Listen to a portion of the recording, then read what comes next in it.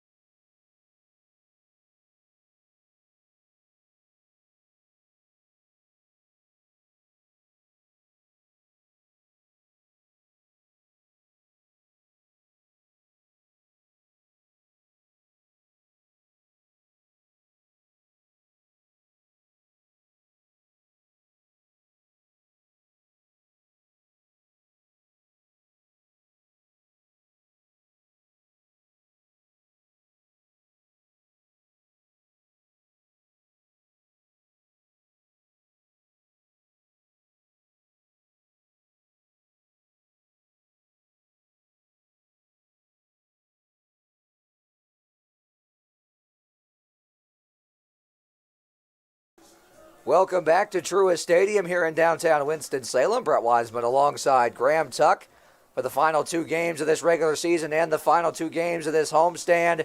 Final homestand of the season here, Graham, as we get a look at Hayden Setzer and we get set for our first pitch here this evening. It's been a wild ride and a wild summer, but this ball club, as we said, looking to get over the 10-win mark.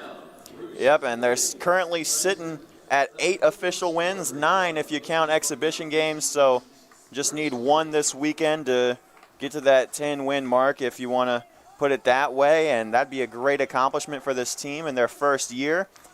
As you said, this team's had some ups and downs, but lately a lot more ups than downs, and the team's finally hitting their stride, and it's at just the right time if you ask me. They've been competitive a lot lately, and hopefully that can still be the case this week as they prepare to go to Johnstown, Pennsylvania for the AAABA tournament. Yeah, tell us a little bit about that, Graham, while we got a second. You'll be up there next week, August 2nd through the 8th. Tell us a little bit about what we can expect there. I'm gonna let you finish, but first we gotta get my boy. Oh, Chris that's right. Yes, it is National Intern Day, in case you weren't aware.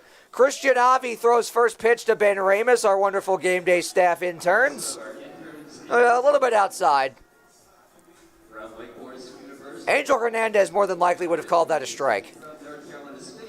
But yeah, it'll be a great opportunity for the team to go and compete against some other locations in Johnstown, some other teams. That's a pretty famed tournament as well. There's been a lot of major league talent that's come out of there. there. The 76th annual tournament up there in Johnstown, and it should be fun. I'll be honest, I'm not sure what to expect in terms of the level of competition that the Disco Turkeys are going to end up facing against. I know that the team that's coming from New Orleans, I believe that they're called the Boosters. They're always good. They're the defending champion after the 2020 tournament was postponed for COVID-19 and all of the things that came along with that. But they won the championship in 2019, so they're still a good franchise and a good competition for this Disco Turkey team. There's 2 teams from Johnstown, 2 from Altoona, 2 from Brooklyn, and then an assortment of other places, including Columbus and Cleveland, Ohio, Maryland State.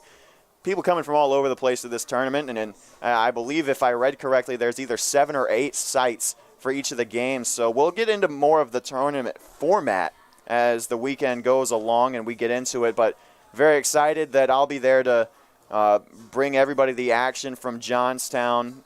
I know for one fact is that there will be 3 games at least that the Disco Turkeys get to play in, 1 on Monday, 1 on Tuesday, and 1 on Wednesday. So at the very least, they'll get 3 games up there in Johnstown, which should be a whole lot of fun. That's the important part to note, is that they at least get 3 games, but if they catch a hot streak, hopefully starting tonight, might be more than that once they get there. Hayden Setzer on the bump as we get set to go here from Winston-Salem. The big lefty's first pitch on the way. Just misses high, ball 1. First pitch time 5:40 here in Winston-Salem. Shamar Dalton, the batter for the Locos, as we told you, the designated hitter tonight. Takes high and outside again, ball 2. Good velocity, though. Yep, and we said it in the pregame. Setzer is going to be one of the big keys for the team tonight on the mound. He has been really inconsistent with how his outings have gone, and they need a good one from him tonight if they want to get a win. 2-0, looked good. Yep, called strike 1. Bit delayed, but better late than never if you ask me. It's a strike. That's all Hayden cares about. From the windup again, the 2-1. That hit him. Tried to go a little bit further inside, and he went too far. Man, that's not the way you want to start your evening on the mound, with a leadoff man getting plunked. And Dalton, we talk about it every time that the Locos come to town or we make the trek to Thomasville. He's got speed, so this is really troublesome for Carolina starting off, but it's still early, nothing you can't work around. Especially when you've got Jose Vargas hitting behind him. You've got arguably 2 of the 3 fastest guys in the lineup, right 1-2. And Dalton back in safely. Setzer immediately picking off on him. You got to be careful with that, because we've seen that a couple times where a Disco Turkey pitcher will get frustrated and make a bad throw on a pickoff attempt.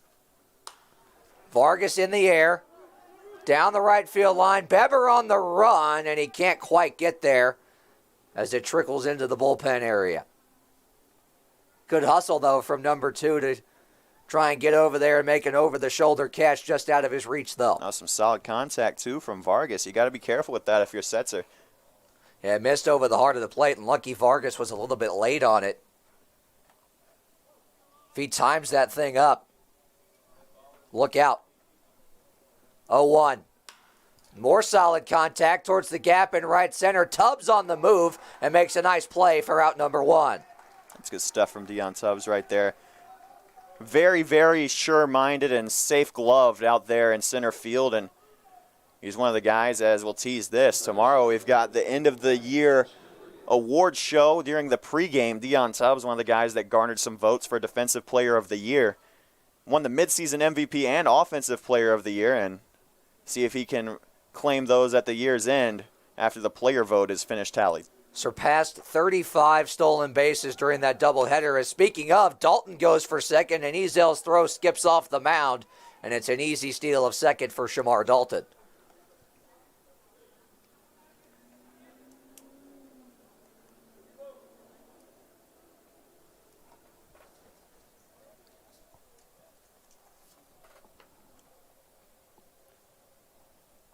Dion, past the 30 stolen base mark. He officially stands at 27, not counting a few in Mount Airy. 1-1 count. Now to Joshua Delorier, the big right fielder. Right-handed bat wearing number 25 tonight. He had an absolute bomb the last time the Locos came to play at Truist, so you got to be careful of his power, especially with a runner in scoring position. And Setzer a step off before the 1-1 offering.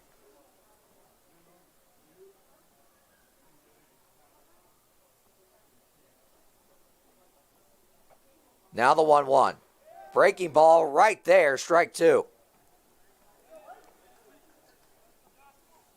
Setzer trying to build off what was a strong outing from Nick McAdon Tuesday night to finish off that doubleheader and earn the Disco Turkeys a split of it. Check on Dalton at second, the 1-2. In the dirt, good waste pitch though, count even.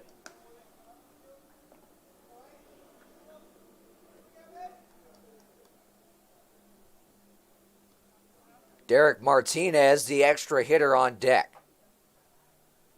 It's another bat with a lot of pop in it. It's a lineup that's got a lot of pop.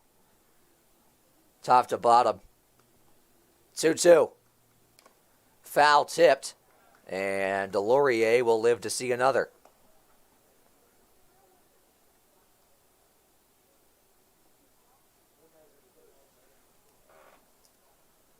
Already 10 pitches in the inning for Setzer, with a runner in scoring position and 1 out.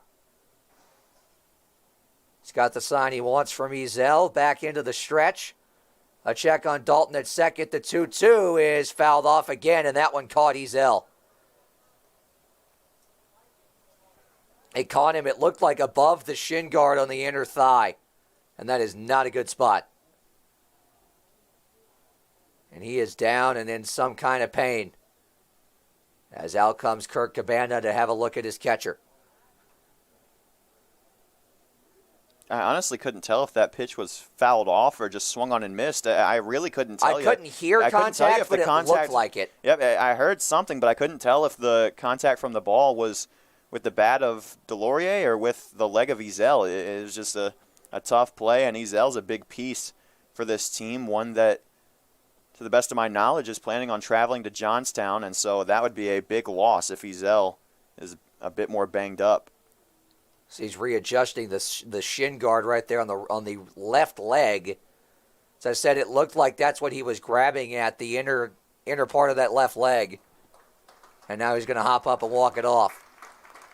That's good stuff right there from your backstop. One of the toughest guys in baseball has got to be your catcher. And really, if you ask me, he's one of the toughest guys on this ball club, period. Yep, Ezel, period. To me, the toughest people in sports, not named hockey players and football players, are catchers and pit crew members in NASCAR. And Ezel's as tough as they come, so good to see him. Yeah, we've seen him get banged around quite a bit, whether it's on the base pass, behind the plate, at the dish. Been hit by quite a few pitches.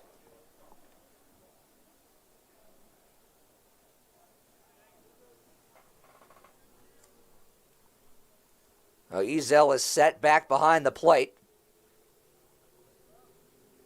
And another 2-2 offering set from Setzer. Check on Dalton again. 2-2 in the dirt, full count now. And Deloria really working that pitch count up early in this one. Still just one out. You're already up to 12 pitches. You got to find a way to get out of this one. Got to find a way to get out of this quickly. Full count pitch. In there, strike three called, inside corner. Beautiful breaking ball from Setzer. Caught the inner half of the plate, and that's out number 2. Man, that'll do it. That's one way to get that out quickly. Goodness gracious, that's one of the best pitches we've seen from Hayden Setzer all year. And we've seen how good the breaking ball can be. That's the best we've seen it in quite some time right there. Good stuff. Now left-on-left matchup as Derek Martinez steps in. So after the leadoff hit by pitch by Dalton, 2 consecutive outs. And a step off and a look back at Dalton, who will dive back to second base. Farrell and Conklin the middle infield tonight. First pitch to Martinez, outside, ball 1.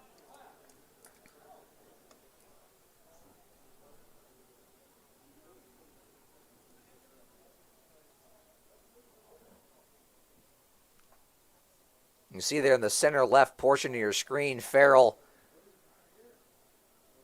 kind of waiting out Dalton. That's the mind game that goes on in that kind of scenario. That's over the outside corner, strike 1. Similar spot to the first pitch that Setzer thought he should have gotten the call on. It's a 1-1 count now.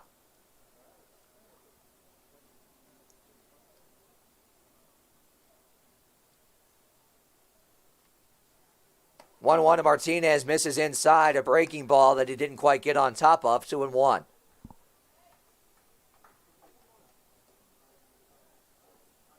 Guy like this ahead in the count. You got to be careful with pitching straight to Martinez. You don't want to challenge him too much, but at the same time, you got 2 outs. Dalton bluffs the go for second, and Martinez takes a big swing and a miss at that one. And it might have caught Ezel on the backswing. I really couldn't tell you exactly what happened there. I thought that catcher's interference might have been called, but nothing doing, so. Our home plate umpire came out, as is customary when a catcher gets hit. Man, Ezel's not having a easy start to this last homestand, is he? He's battling back there. 2-2. Breaking ball, got him swinging. Hayden Setzer works around the hit by pitch with back-to-back strikeouts to retire the side. Carolina comes to bat in the first inning after this.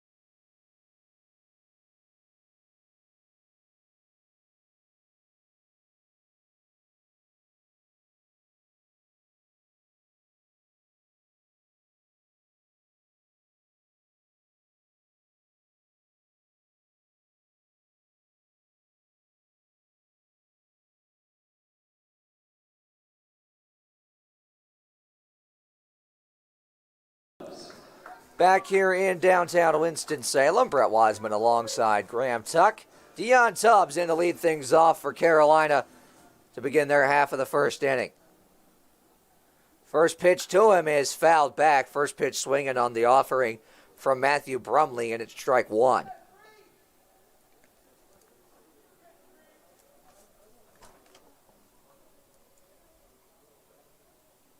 Here comes the 0-1.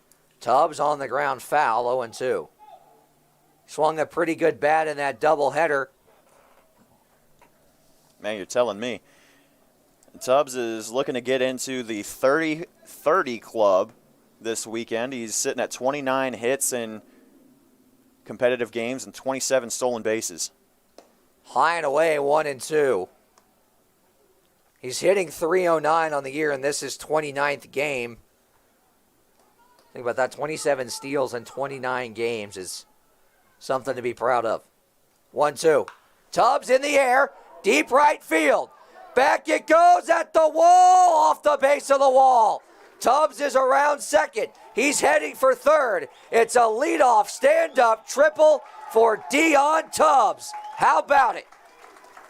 Man, number 3 for number 3. That's his 4th triple of the year, a big 3-bagger, and we talked about keeping the bats going after that great outing in Martinsville to cap off the doubleheader. Man, that is the best way to do that. That might be the hardest ball I've seen Deion hit all year, or the farthest ball, I should say.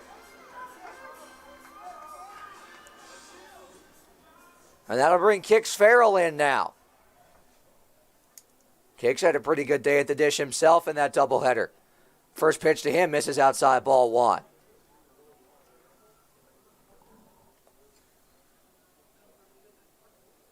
Tubbs and Farrell have been sharing that pink bat for the past week or so, and it seems to have done both some good at the plate. That one gets away from Martin. In comes Deion standing up, and Carolina leads 1-0. Oh, that was fast. That didn't take long. Man, way to jump on it early, Carolina. That's exactly what this team has needed to do all year long. They've struggled with it at times, but they play much better when they're ahead than they do when they're behind, and great to get on the board first. 2-0 to Farrell on the ground, fielded by Halo at second, who has some trouble getting it out of his glove. And Pritchett can't pick it at first, so Farrell's aboard on the E4.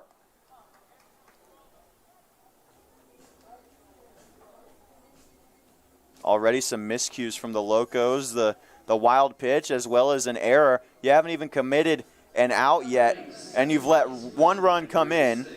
You've got another runner on base, and Farrell is also a base-stealing threat as he stands on first base. So you got to be careful. And Logan Conklin at the plate, that's a power bat right there. Farrell's got 16 stolen bases on the year already. Conklin steps in. First pitch to him, misses up and in, ball 1. And Farrell had 3 stolen bases combined in both games of the doubleheader.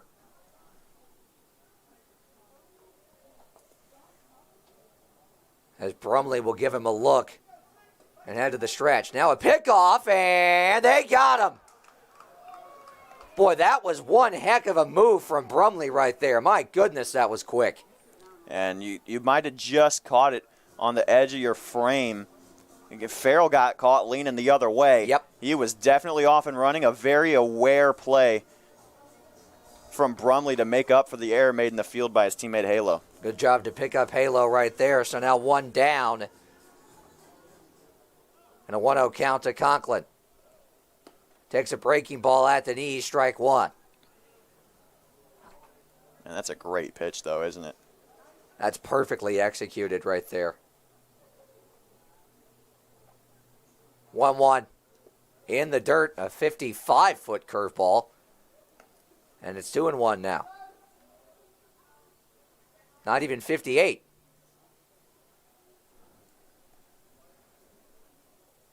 Conklin had an RBI hit in that doubleheader. 2-1 pitch to him, misses outside. 3-1 now. This will be the 29th walk that Conklin's drawn this year to go with 25 hits. He's a guy that's getting on base a lot all year long. Through 30 games, he's batting .305. Good stuff from the utility man. 3-1. Inside, ball wet. Nope, that's strike 2. A little high and maybe a little bit inside, too.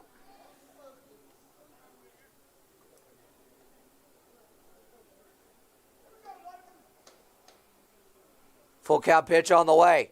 Swing and a miss. Got him swinging, 2 down. Man, I'm not normally one to He should be whine at first about. base. I'm not normally one to whine about umpires, but when you take the bat out of their hands, that is rough. Because then you feel like you have to swing at that, and you're already pressing. Not that that wasn't a good pitch to hit, but it throws off the mojo a little bit. Here's Caleb Smith. Pops that one foul back to the screen, 0-1. Smith had a couple of hits in that doubleheader, including an RBI single through the right side in the second game. Yep, Smith currently carrying the highest batting average on the team. 0-1 to him is a breaking ball that he's out in front of, but able to get a piece of, 0-2. Second highest batting average on the team, I should say. Among players who have at least 15 games played, he is second only to Austin St. Laurent. Smith batting .313, St. Laurent with .321. 0-2 to Caleb. Breaking ball right there on the outside corner, strike 3 called, and that'll end the inning. But Carolina pushes across 1 on the leadoff triple from Tubbs, and the wild pitch. They lead at 1-0 after 1 in Winston-Salem.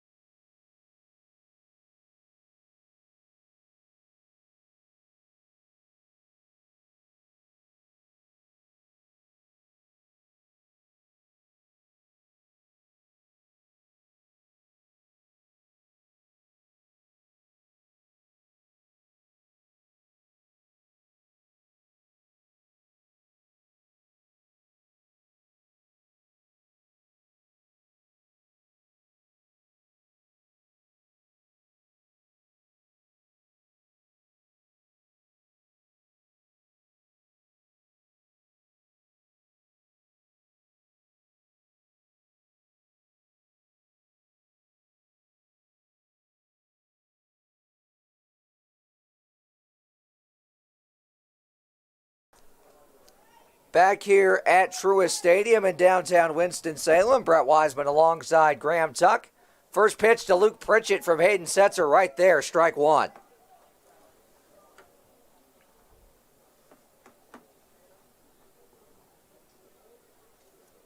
Setzer looking to build off a strong first inning. And that's hit foul out of play, 0-2.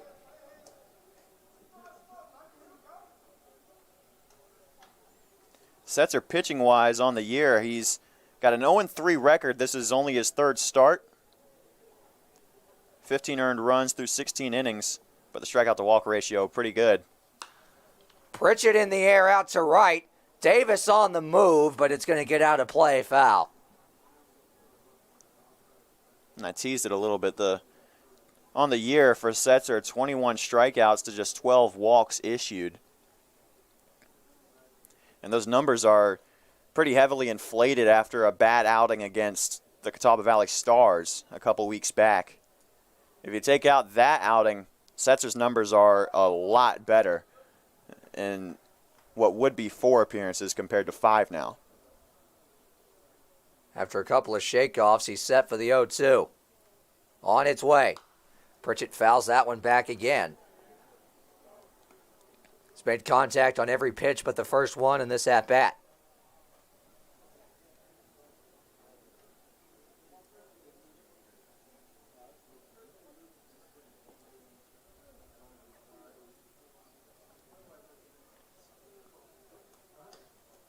Another 0-2 on the way.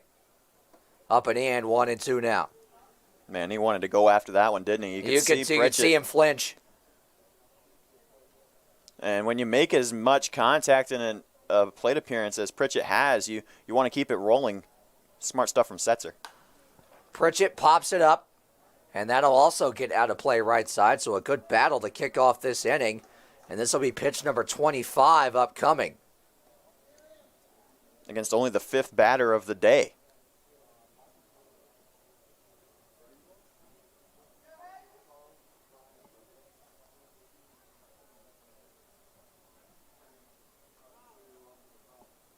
And Setzer will step off prior to the next 1-2 offering. Chase Locklear is stretching in the Carolina bullpen. Another 1-2 just misses outside, 2-2 now. That's a good pitch from Setzer, though, in a 1-2 count. You want to try to get Pritchett to chase just like he did, or like Setzer did, I should say, on the 0-2 pitch when he went up and in. Middle away, a good spot for that 1-2 pitch. 2-2. On the ground to second. Conklin will field the slow roller and throw on to first a little high, but Beber able to hang on to it. We record out number 1 here in the second inning. I'm really impressed with what I've seen from Logan Conklin at second base the more that he's played it.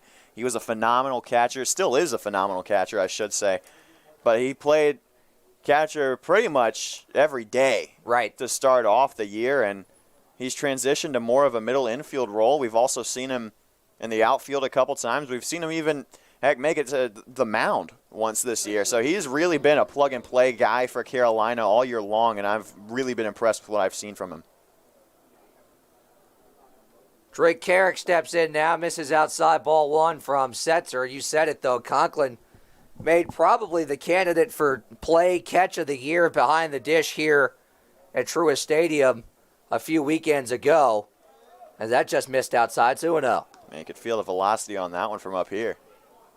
Had a little extra behind that one. Yep.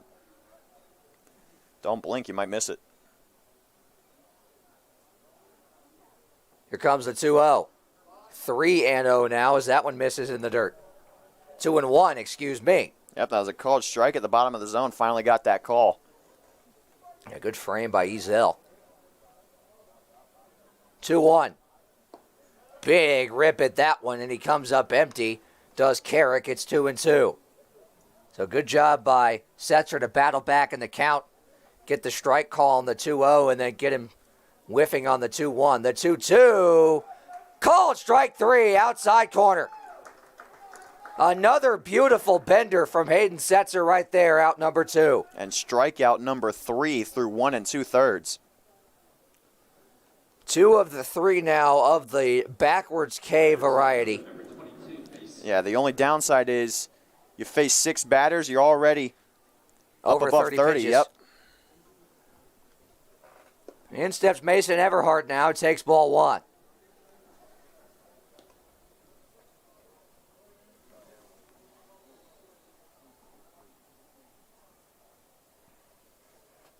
Everhart, another guy in this lineup. As we said, top to bottom, there is pop and there is power. 1-0. Takes strike 1 right down the middle. Man, I tell you, that's a home run pitch right there. If you get solid contact on that heater outside, that could and I leave the yard in a hurry. I don't know approach-wise why you'd be sitting off speed 1-0. So, interesting. Setzer shakes off twice, now gets the sign he wants. The 1-0. Just miss outside. 2-1 now.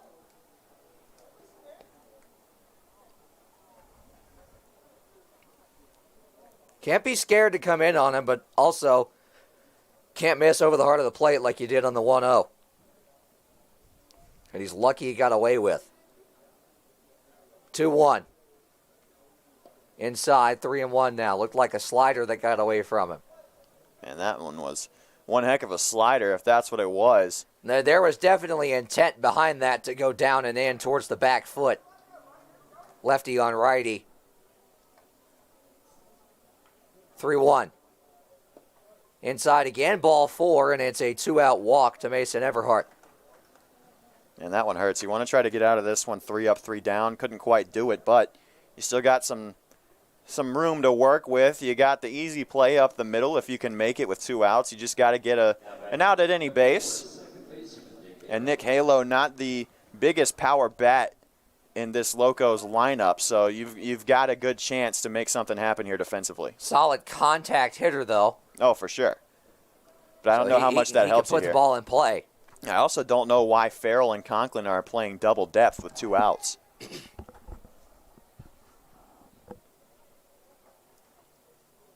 First pitch to Halo inside.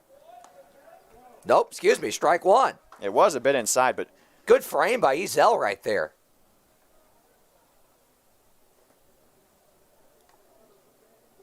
So 0-1 is the count now to Halo. Setzer a check on the runner at first. The 0-1 to Halo on the ground to third. Fielded cleanly by Haggard. His throw on to Beber in time, and that will retire the side. So Hayden Setzer pitches around the 2-out walk. He stands at 38 pitches, but he's through 2 innings of scoreless baseball as we head to the third in downtown Winston-Salem.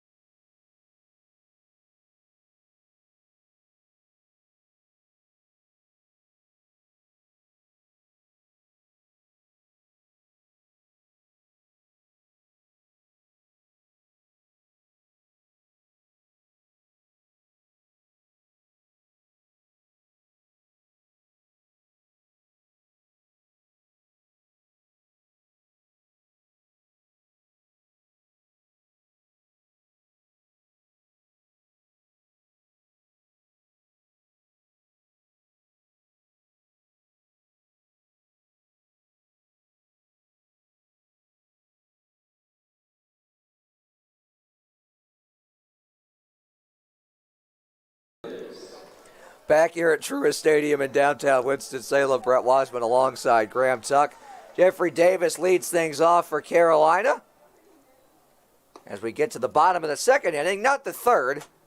As I told you going to break, it's 0-1 now on Davis. And that was one heck of an off-speed there from Brumley. Another big bender that time. Misses in the dirt, appeal down. Davis did indeed hold up 1-1.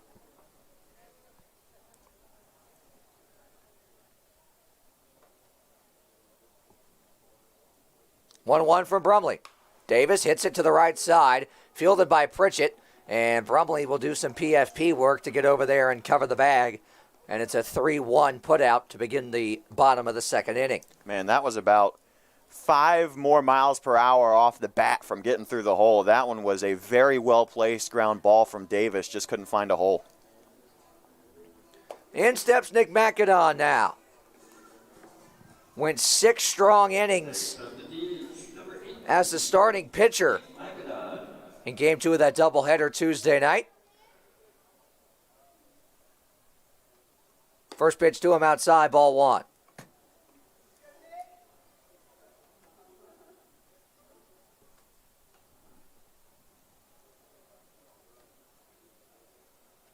One out to McAdon. Up and away, ball 2 now. Couple of good takes right there. Yep, Macedon, not the most disciplined guy in terms of how it shows up in your bases on balls tally. Only 7 on the year, but showing some discipline there. But hard to not take that one. Oh, my goodness. Yeah, hard to take that one. That's a great pitch. He's batting .217 on the year. 11 hits, 8 RBIs. 2-1. Macedon takes a big swing at that one, but he pulled off at 2-2.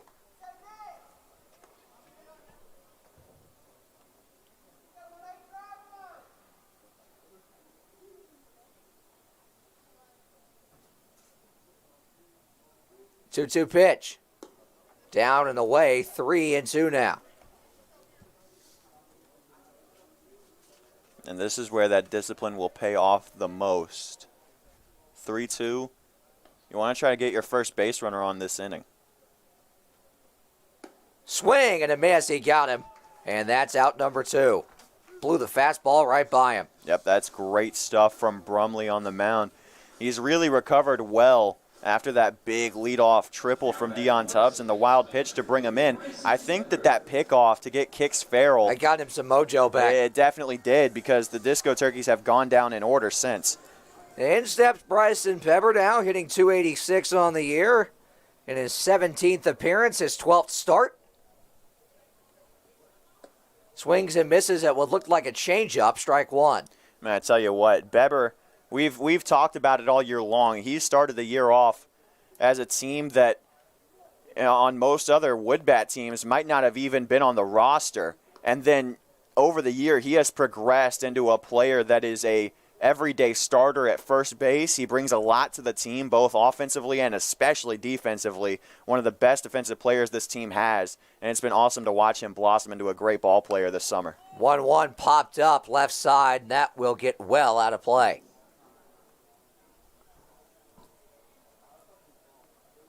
And Beber's not a guy that's going to be a power bat for you. You know, he's only got 1 extra base hit this year of his 14, but he comes through in clutch situations, and as I said, the defense is there. 1-2 pitch popped up, shallow center. Vargas will head out and make the play, and that will end the inning. Carolina goes down 1-2-3 in their half of the second. Now we head to the third here in Winston-Salem.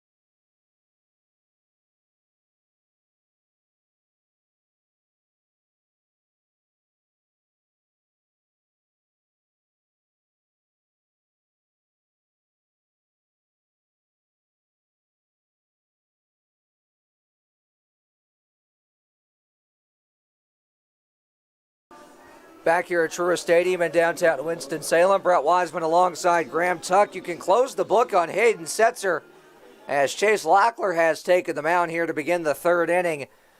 Hayden Setzer finishes with 2 innings pitched. He faced 8 batters, issued 1 walk, struck out 3 on 38 pitches, and hit 1 man. As it's ball 1 to the 9th man out of 10 in the order. That's Amaz Kita.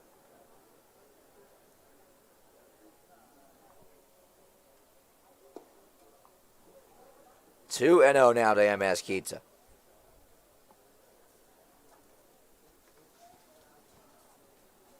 Locklear's numbers on the year are pretty good.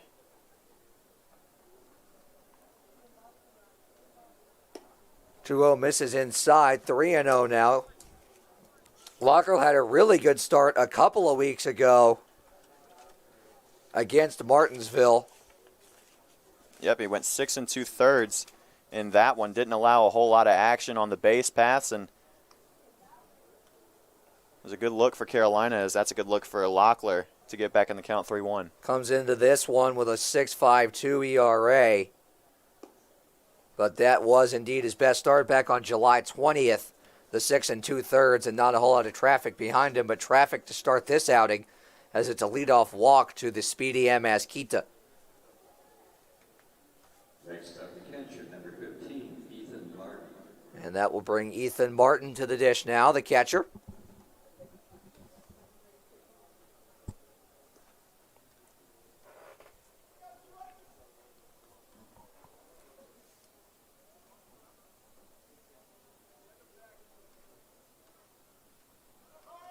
Runner goes, pitch in the dirt. Martin had squared to bunt and pulled back, and that might have caught our home plate umpire. Yeah, it looks like it did a little bit, but I'll tell you what. Great jump. Well, but Locklear's also got to get himself together here. You've missed badly 3 times already, and you've only thrown 6 pitches now.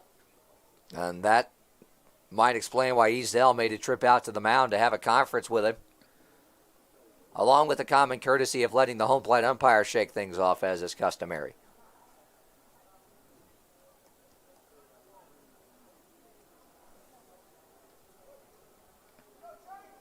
So now you got a runner in scoring position with nobody out, and a quick one at that, as Locklear takes a couple of looks back there and now misses ball 2 inside to Martin. I'll tell you what, that's a good miss, though. I'm not sure that I like the pitch call there, though, because you've had trouble finding the zone.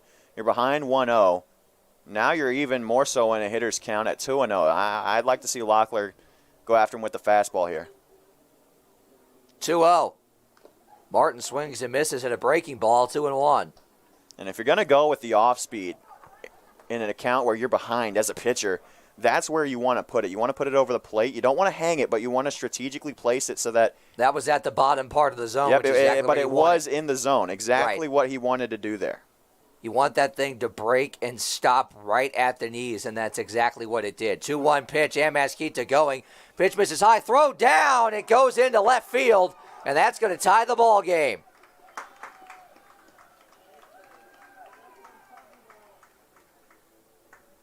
Amaz Kita scores on the error by Ezel, and just like that, the Locos tie it at 1 apiece.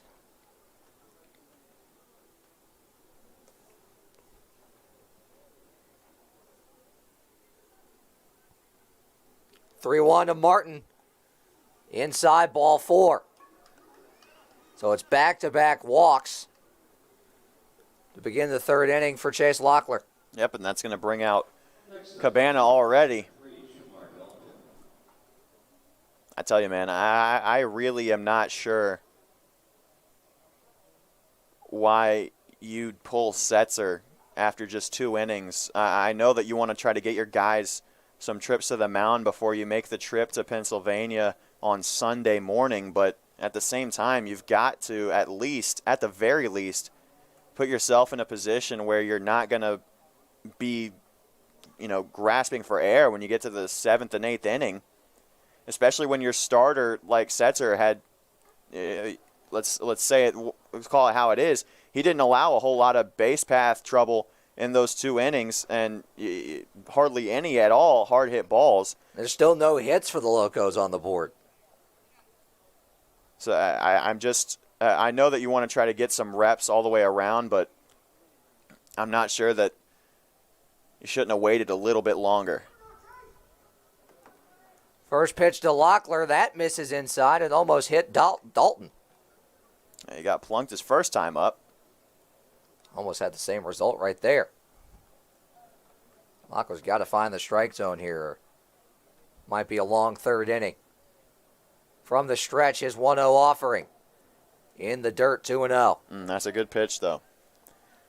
It's like I said, though, when you've had trouble finding the zone, you need to make sure that you go after it. You know, he's throwing chase pitches, no pun intended, but you've got to come after the guy at some point. Exactly.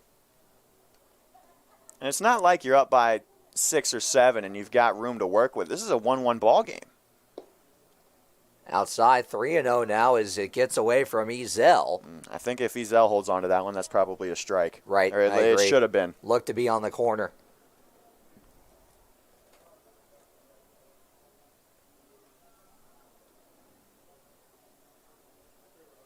Now a 3-0 count, and you'd have to think number 3 would get the green light right here. He does not. He takes strike 1 on the outside corner. Same spot as the 2-0. This time he got the call. I'd even venture to say that one was a bit farther outside than the 2-0. 3-1.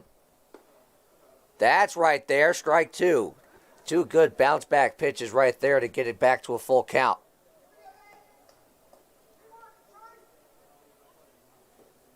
Still looking for the first out. 3-2 on the ground to first. Beber fields it. Steps on the bag for 1. On to second. Got him. What a double play from number 2, Bryson Beber. Put a star on that web, Jim. Man, and that's exactly what Beber has become, is a star for this team in the field. I don't know why you'd ever want anybody else at first base when that guy can make plays like that. And good communication, too, from the Disco Turkey infield to let Kix Farrell at short know that that's a tag play. Looked like the tag was a bit delayed, but still a good job to get that tag down, get the second out, and now you go from no outs to 2. So score that a 3-6 double play.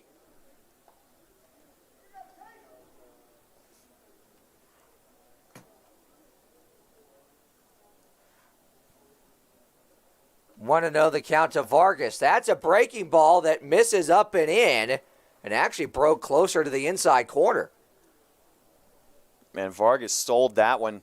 I feel like that pitch. That was a lot closer. It was inside. It was a lot closer than he made it look. Man, oh man. 2-0 in the dirt, and it's another 3-0 count. This is a situation in which you got to build on the momentum your defense just gave you. All 4 batters this inning have gotten to a 3-ball count so far. That's ball 4 to Vargas. So now 3 walks in the inning.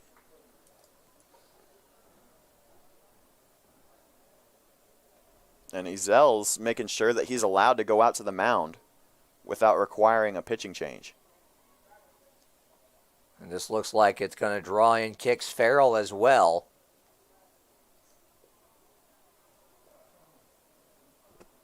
Might as well bring in everybody. Beber's making his way in for the infield grass, but might just be between the 3 of these guys. Maybe discussing something strategy-wise with the speedy Vargas at first.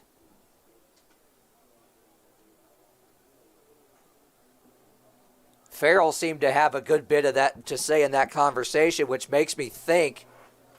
That was more of a pep talk than anything else. Right. Well, it also makes me think there might be something cooking strategy-wise with Vargas over at first.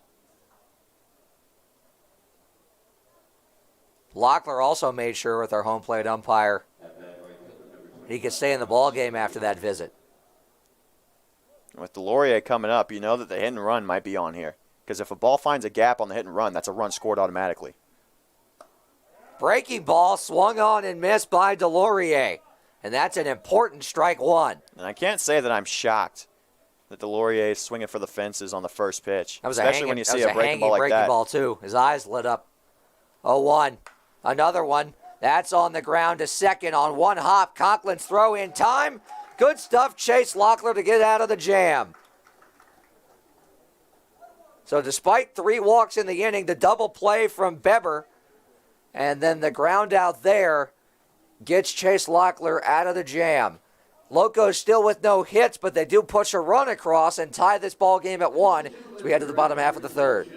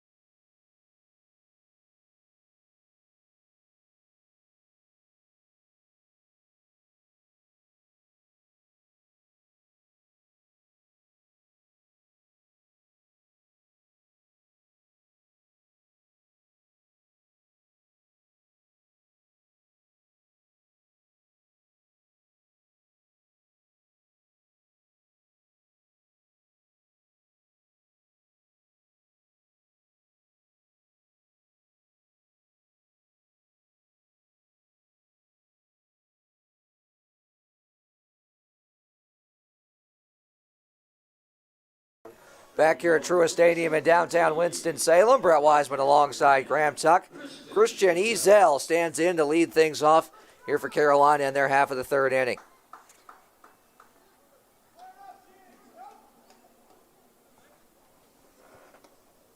Swings and misses at that one for strike 1. He is no stranger to taking big swings. And that's one thing you got to like about him. Yep, and getting good results as well, but on the other hand, he's also a guy that will strike out a lot. Wow. That's a call That's right there. a favorable call on the mound. Looked to be inside. Instead, it's 0-2 to Ezel. He's hitting $137 on the year. Does have one home run, though. Came in this ballpark. 0-2. Swing and a miss. He's down on strikes to begin the third.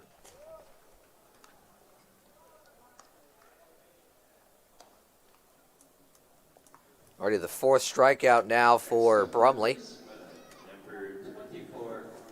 And in steps Kason Haggard, who had himself quite a day in both ends of that Twilight doubleheader in Martinsville. 3 for 4 in game 1. 1 for 4 in game 2. A combined 4 for 7 in both games and takes one inside. He pushed his average up to 204 on the year. Over 40 points is the difference from what it was entering that doubleheader. 1-0. On the ground to third, but it's foul, 1-1. You push your average up 40 points in 2 7-inning games, mind you. So it's not a bad day at the office. You lose at least one at bat.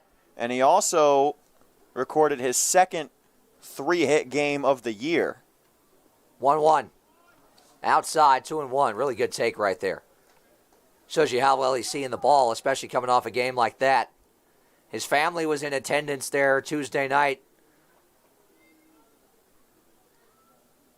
2-1. Fastball up and in that he's able to get a piece of, and the count even. Both of Haggard's 2 best games this year were against the Ponies. The first one came in this ballpark in late June. And then the first game of that doubleheader was his best game statistically of the year. 2-2 is a breaking ball that misses in the dirt. Count goes full now to Haggard. As the throw back to Brumley gets away, but with no one on base, no harm.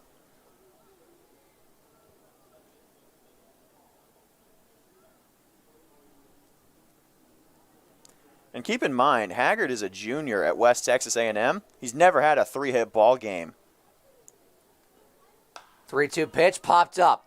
Right side into the triangle, and coming on to make the play in right is Joshua Delorier for out number 2.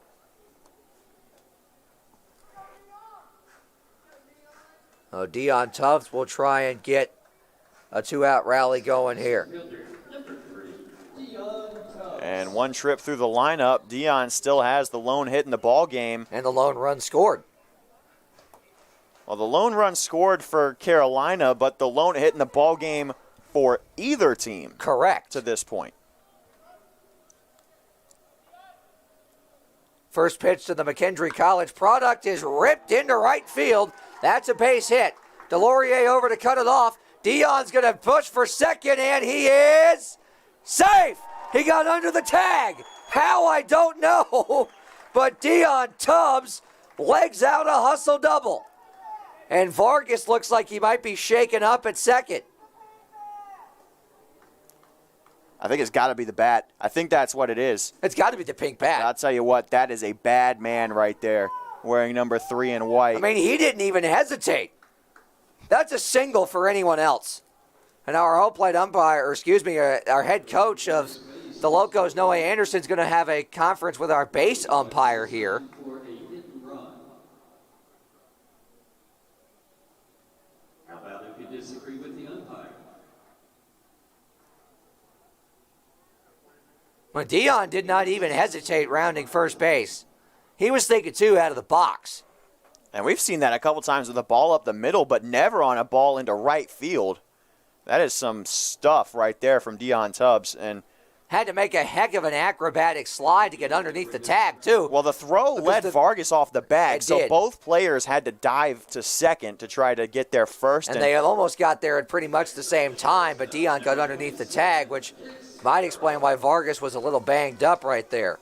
So Dion officially 31 hits on the year to this point, 27 stolen bases, and 26 walks drawn as well. Kicks now with an RBI chance. Swing and a miss. Actually, that's a foul tip into the mid of Martin, strike 1.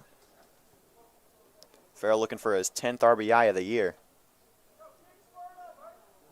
Had an RBI base hit the other night in game 2 of that doubleheader, in which Carolina scored 12 runs on 10 hits. That misses up and in, ball 1. Breaking news from Major League Baseball, and one that Graham Tuck might not be keen to hearing. It's all but official. Anthony Rizzo is headed to the New York Yankees from the Chicago Cubs. 1-1. Outside, 2-1.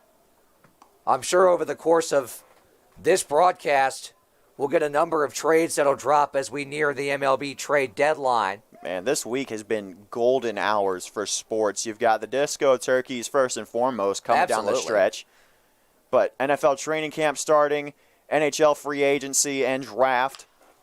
NBA draft, Farrell on the ground, and Tubbs waits things out at second, between second and third, and Farrell's thrown out at first to retire the side. So Dion's hustle double goes for naught. Farrell's ground out ends the inning as we head to the 4th in Winston-Salem.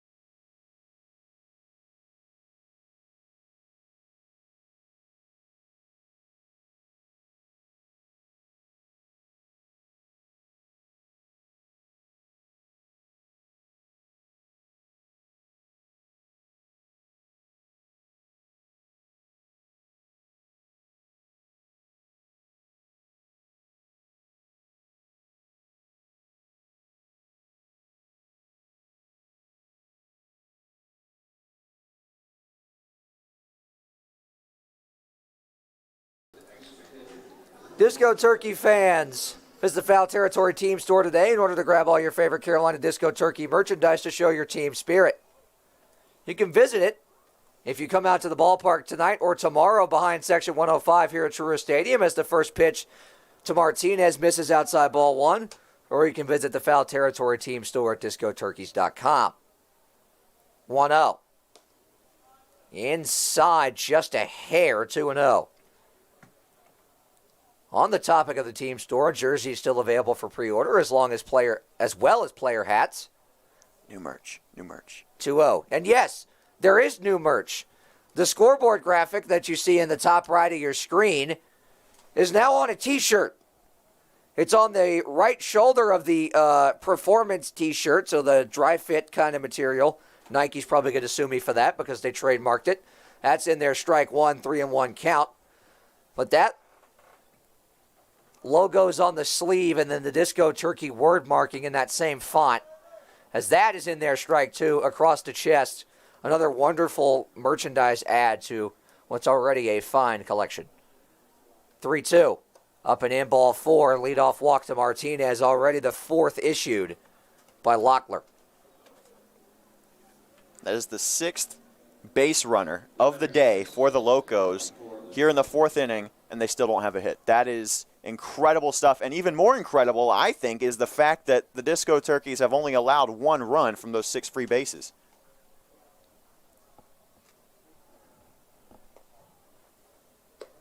Misses high, ball one to Locklear.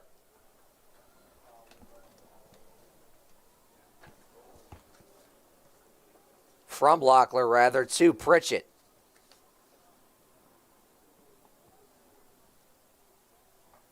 First baseman tonight for High Point-Thomasville. That's another breaking ball that he didn't get on top of. 2-0 now. Action in the Carolina bullpen, Graham. Yeah, but I'm not quite sure who it is. It is one of the many new ads. There is a staff, wealth of pitching that's been added in the past few days. And that is in preparation for the AAA-ABA tournament. Make no mistake about it. 2-0. In there at the letters, 2-1. That's the spot he was trying to go to with those first two pitches. That time he got it where he wanted it.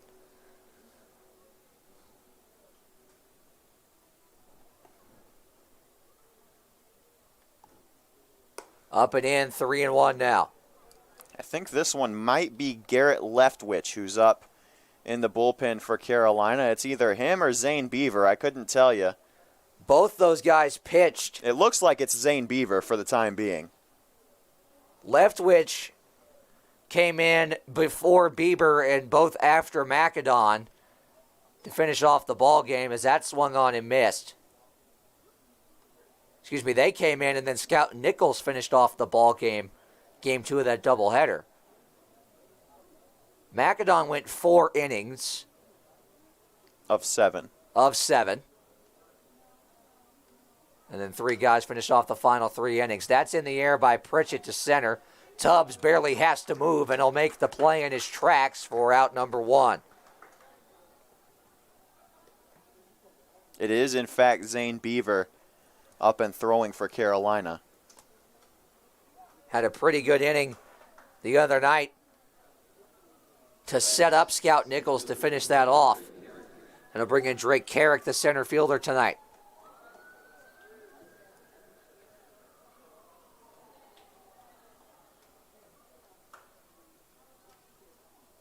Carrick takes inside, ball 1. Don't know where that one pretty missed. good. Yep.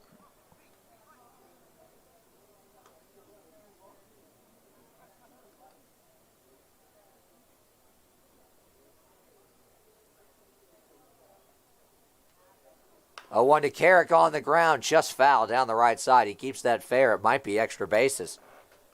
Well, if he keeps that one fair, Bryson Beber's getting to that. You forget who's playing first base. That's very true. Sorry, Bryson. Plus, he's holding the runner on. So even more towards the line than he normally would be playing. And keep in mind, Martinez on first, not the speediest guy, so you got the double play in effect.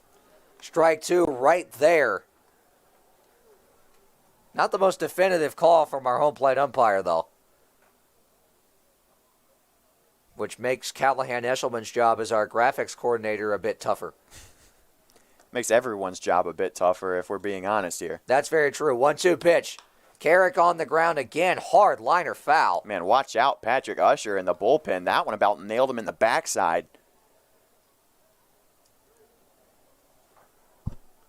And that would not have been good because... No, it would not, because he's the only other available catcher other than Conklin. Catcher only, so to speak. At least as far as we know. Yes, as far as we know. Still 1-2 on Carrick with one down and Martinez at first. He's going for second. Pitch misses inside. Ezel's throw, not in time. Man, I'll just eat my words on that one. Well, that was a heck of a jump, too, by Martinez, who was not even getting a look. That was more of a steal off of...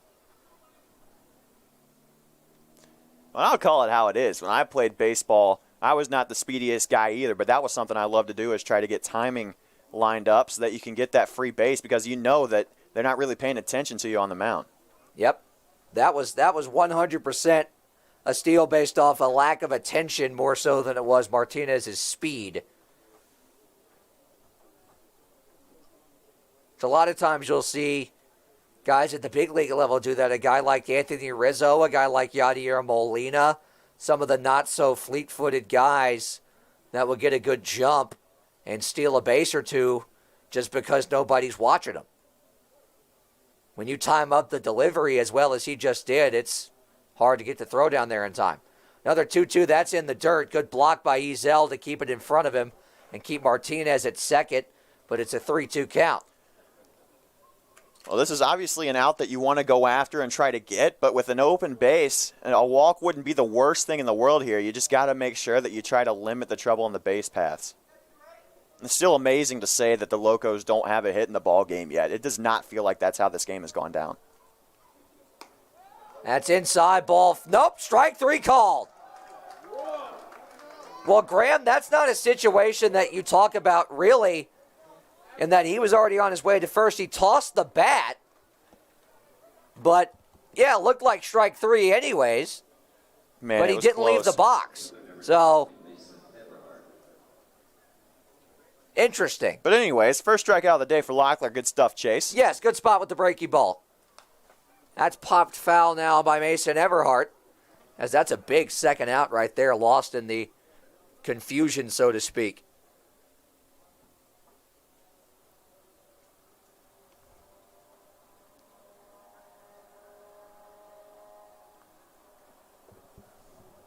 That was a big first strike, too, to get ahead in the count on Everhart.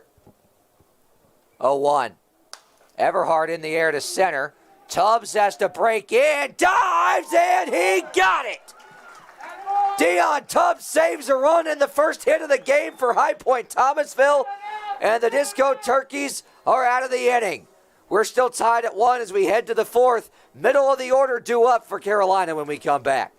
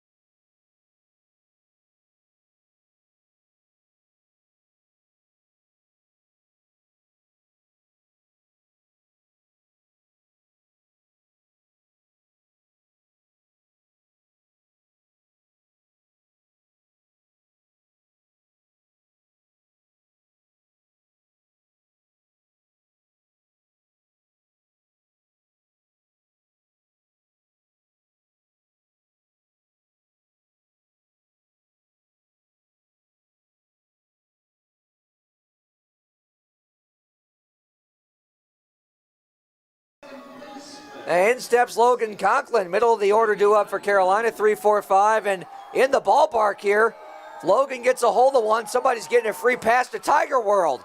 He took a swing for it, but hits it on the ground to third. And that's out number one. Is there a consolation prize for at least if he makes contact 98 plus? Exit velo? Man, I couldn't tell you, but Conklin's been making solid contact all year long. He was very close to getting a hold of that. Oh, absolutely. Which, of course, he tried to do because not that he's obligated to try to get somebody free stuff, but come on, do you think he doesn't want to do that? Logan Conklin is a man of the people, first and foremost.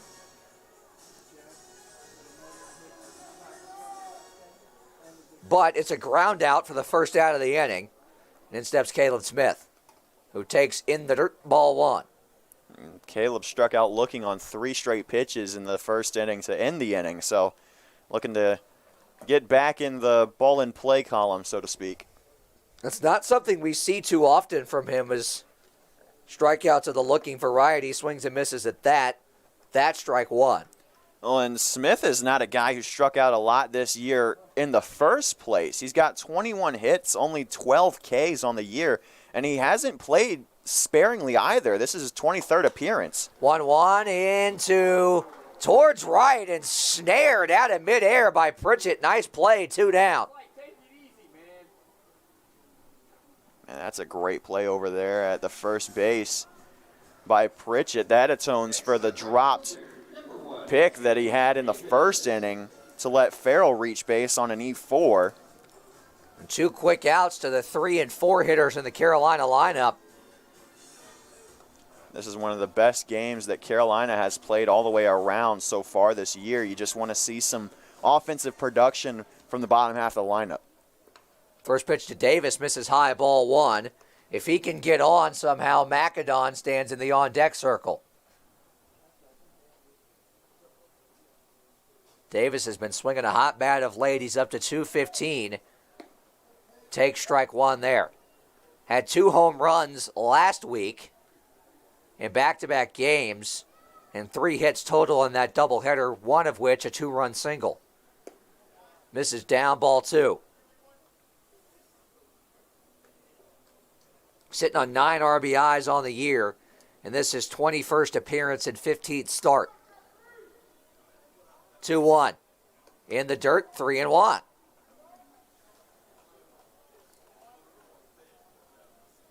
Sometimes a 2-out walk can start things.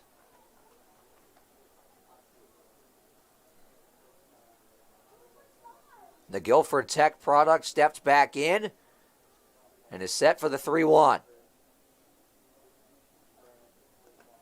That one bounces in, ball 4, and it is indeed a 2-out walk to Jeffrey Davis. It's only the 4th walk he's drawn this year, so good stuff from Davis, one of the players that's going to be making the trip to Johnstown to get on base with 2 outs no matter how he can. And he's getting hot at the right time. A lot of this lineup is doing exactly that.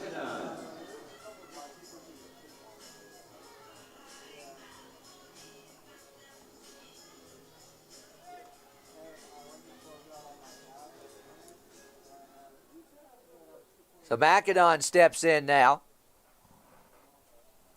55 pitches after this offering from Brumley. Macedon takes strike one right on the outside corner.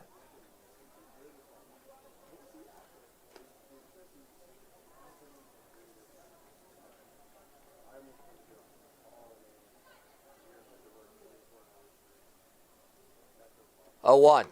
On the ground, foul to the right side, 0-2.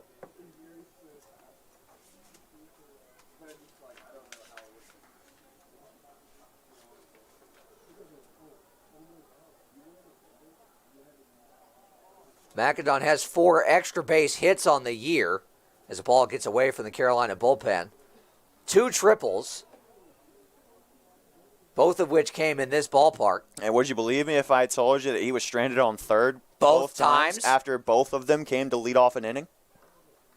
Normally I would not believe you, but since I was also here, yes. At home, they might not. Here comes an 0-2 pitch. Swing and a miss by McAdon, and Brumley works around the 2-out walk to end the inning. We're through 4 here in Winston-Salem, still tied 1-1.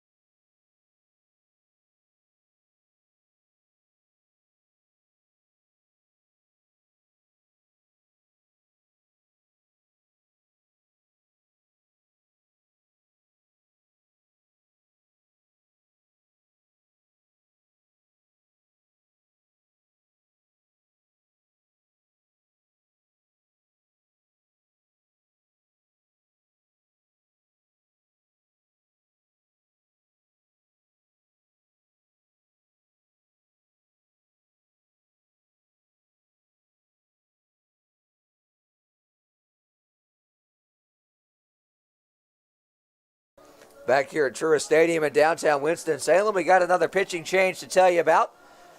Before that, let's get you the line on Chase Locklear through 2 innings pitched. Faced 9 batters, 1 run given up, 1 error behind him, 4 walks, and 1 strikeout on 43 pitches. But the man you see there in the middle of your screen is Matthew Scavado of Brevard College, making his first appearance here with the Carolina Disco Turkeys, the big left-hander, the ace this year for Brevard College, Graham, and from what we saw in his bullpen pregame, looks pretty darn good. Yep, and I'm excited to have him in the rotation at the very least for this weekend. Still unsure whether or not he'll be making the trek to Johnstown with the team, but if he is, that'd be a great add for the bullpen. 2-0. That looked like a strike, but it's called a ball, 3-0. Ezel didn't really have to work hard to frame it either. You could see him hold it there. It's a 4-pitch walk to Nick Halo to start the 5th. Well, that's not how you wanted to start your Disco Turkey career.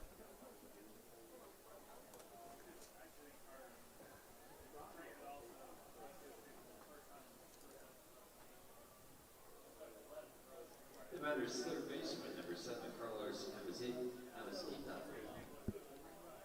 Amazquita steps in now. He walked his first time up and then eventually came around to score after stealing second and then advancing to third and then scoring on the error from Ezel. Throw back to first and Halo back in safely. Scavado, 6'2", 180 pounds, the Charlotte native of East Mecklenburg High School in 12 appearances this year for Brevard College, the Fighting Tornadoes. gets the strike call there. Started 6 games, a 2-5 record, 32 1/3 innings pitched, and 27 strikeouts in those 12 appearances. And he's only a freshman. So the stuff is there, 2-1. 1-2, excuse me. Got the call there.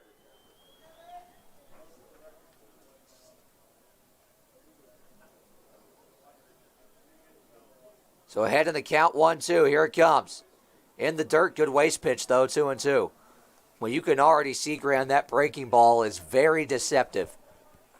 And I honestly don't know how the Locos are holding off on it as well as they are so far. That is textbook swing and miss stuff right there. 2-2. Amasquita in the air, out to right. Davis has a read on, and then he'll settle under it to make the catch for the first out. Well, there have been some hard-hit fly balls tonight. Some dangerous fly balls. None of them more dangerous than the one that Dion Tubbs caught off the bat of Mason Everhart in the fourth. That was the one that was probably the softest hit and the one that had the most chance to get down that Dion absolutely saved a hit on. That's a pickoff throw to first, and Halo back in safe again. Ethan Martin steps in. Left on left matchup. Martin takes strike one on the outside corner. Good fastball right there. You heard the pop of the mid all the way up here. Man, that's what gets you excited. You're looking for the double play ball here. That's what'll force it. Breaking ball misses just upstairs, 1-1. That's a good pitch, though. Great pitch. You took the words out of my mouth. That off-speed high. Yeah, the idea with that is to break it right down at the letters. And I tell you what, nobody is ever sitting on off-speed high. 1-1. Martin fouls that one off, 1-2. And you're exactly right. You know, you'll hear people say, "Oh, why throw that up, especially to a guy with power? Because he's, you know, if it's hanging, he's gonna hit it a long way." But the other side of that is the antithesis is that's exactly where you want to miss, because what pitch up is a power guy looking for? He's looking for a fastball up, right? Exactly. He's looking for a heater up to get the party started. He's not sitting at breaking ball at his neck.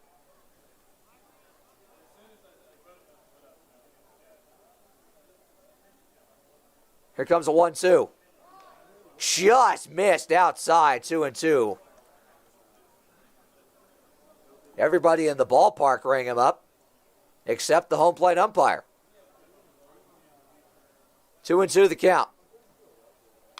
Martin fouls it off again, back to the top end of the screen, and he'll stay alive.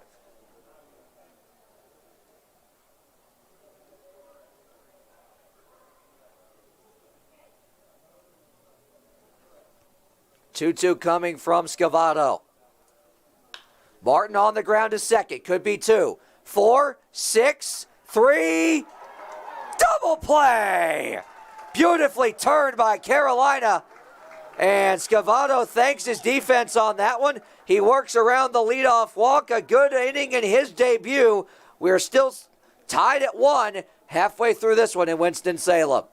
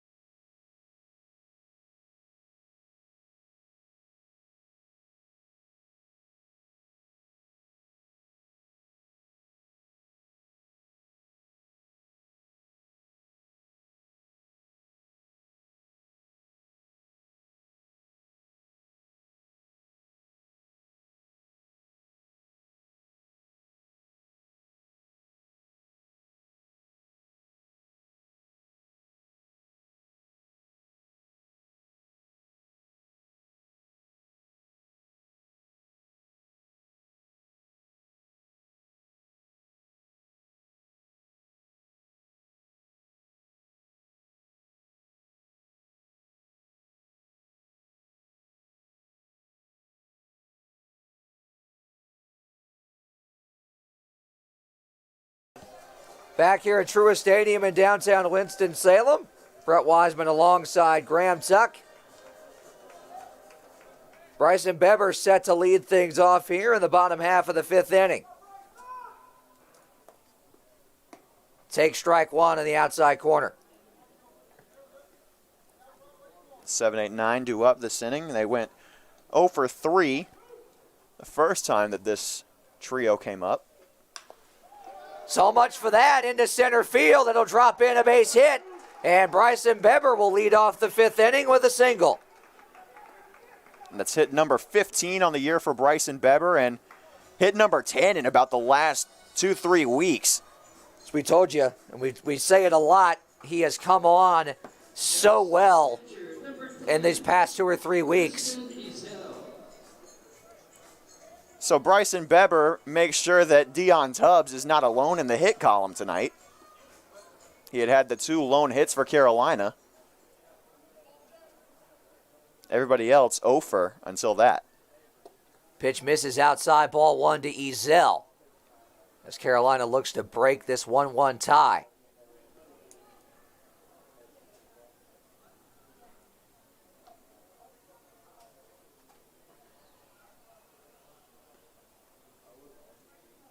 (1-0) to Ezel. Just low, 2-0. That's a great take from Ezel, one that he probably shouldn't have, but worked out in his favor. He'll take the break that's given to him right there. 2-0 the count. Man, oh man, Ezel ahead in the count is a dangerous animal. That he is. Doesn't happen often, but when it does, you better watch out. Haggard on deck. Takes in the dirt, 3-0. Action in the Loco bullpen.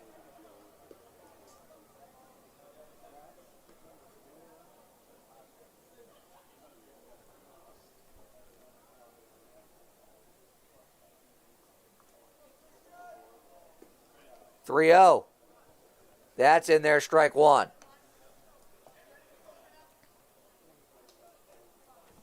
I know that Christian did not like taking that one, but it's one that he's got to. Yeah, especially 3-0 in the count. Ahead like that. You got a chance to put 2 on. With nobody out. Ezel took a big rip at that one, and he didn't miss it by much. Fouled it straight back. But if he gets a little bit more out in front of that one, it's going a long way. Colby Roy is warming up in the Loco bullpen, the right-hander.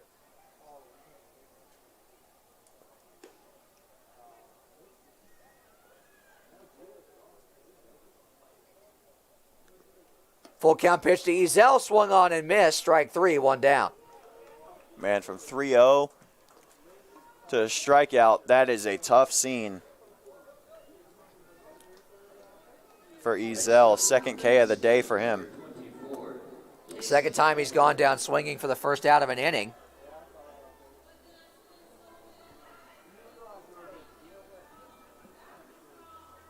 Kason Haggard steps in. Again, trying to build off that good game he had. 2 good games he had in that doubleheader on Tuesday. Swings and fouls that one off out in front of a breaking ball, strike 1. And Graham, I believe you do have the entry list for the AAA-BA tournament in Johnstown. That I do.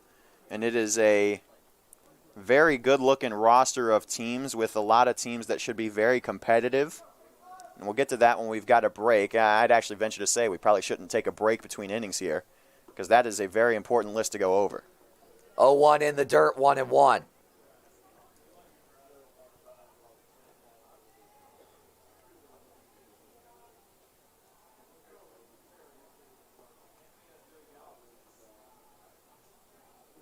Brumley looks in.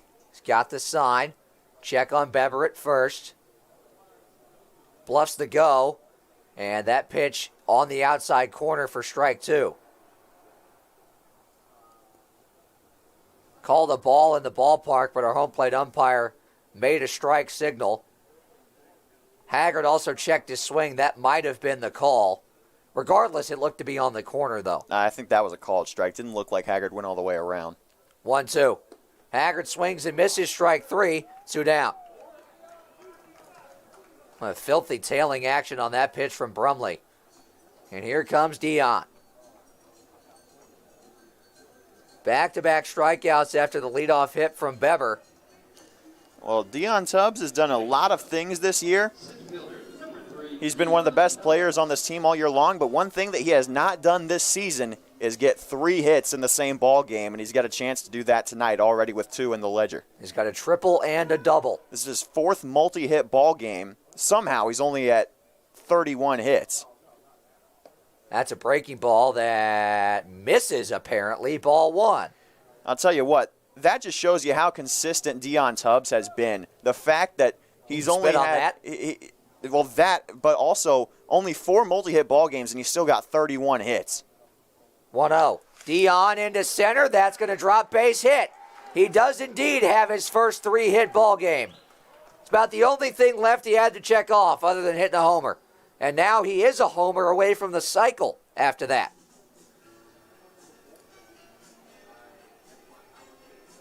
Boy, wouldn't that be something? I mean, what more can you ask for tonight from that man right there and from everybody involved with Carolina right now?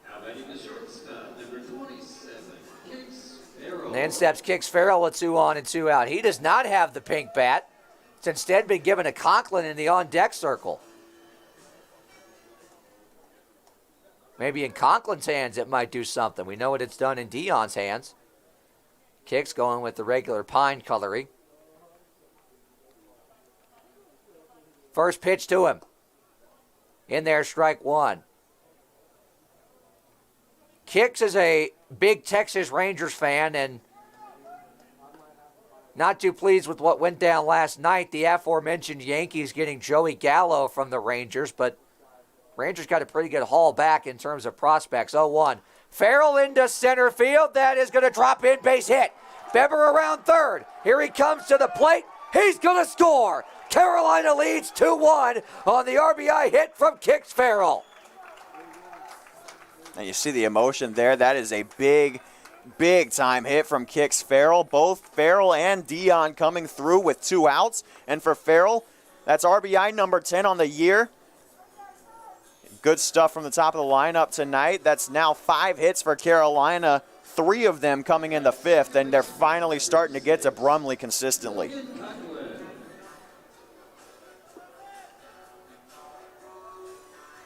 And here comes Conklin. He's not keeping the pink bat. I think that they should have decided that only Dion's allowed to use it right now. I think that's what happened. Conklin swings and misses at a pitch in the dirt ball, strike 1.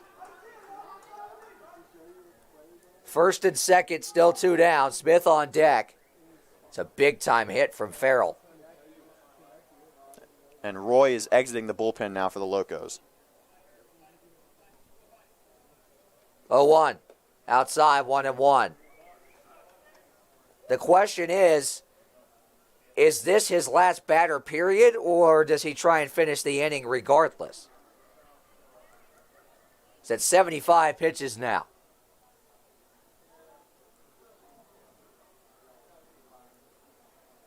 One and one is the count.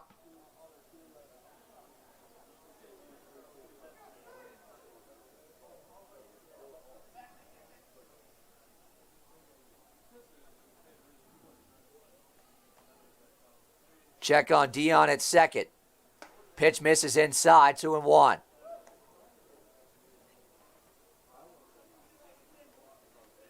Man, that one will make you wake up and smell the evening air. That buzzed the tower right there. Another check on the runner at second, 2-1 on the way. Swing and a miss, throw back down to first. Not in time, and now the ball gets away from Pritchett, and that will allow Dion to advance to third.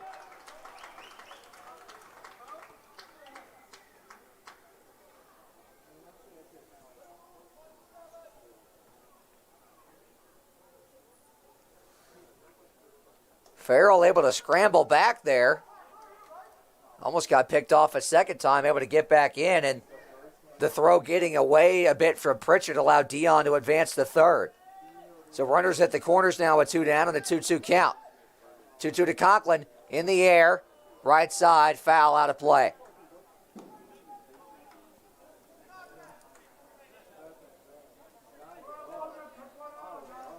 Good crowd here tonight at Truist Stadium for Thirsty Thursday.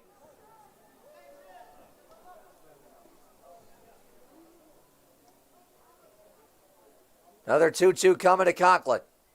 Farrell off for second. Conklin swings and fouls that one back. The hit and run was on. And Conklin was just a little bit out in front of that one.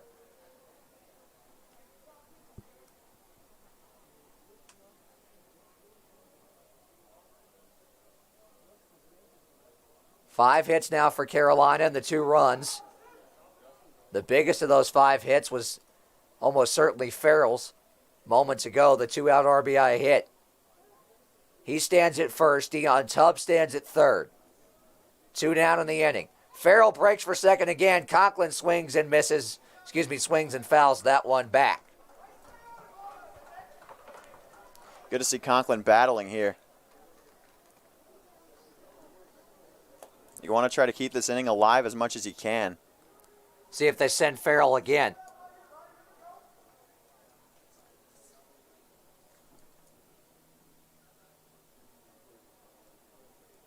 There he goes. And they're not going to get him. Nobody was covering second. Brumley would have had him picked off. Farrell even stopped midway between. I guess stunned that nobody was covering the bag. And Brumley turns around to Nick Halo and says, what are you doing? Well, now you got 2 in scoring position now for Conklin. 2-2 pitch. Just missed. And now the throw back gets away. Deion's going to score. Oh, my goodness. What in the wide, wide world of sports just happened?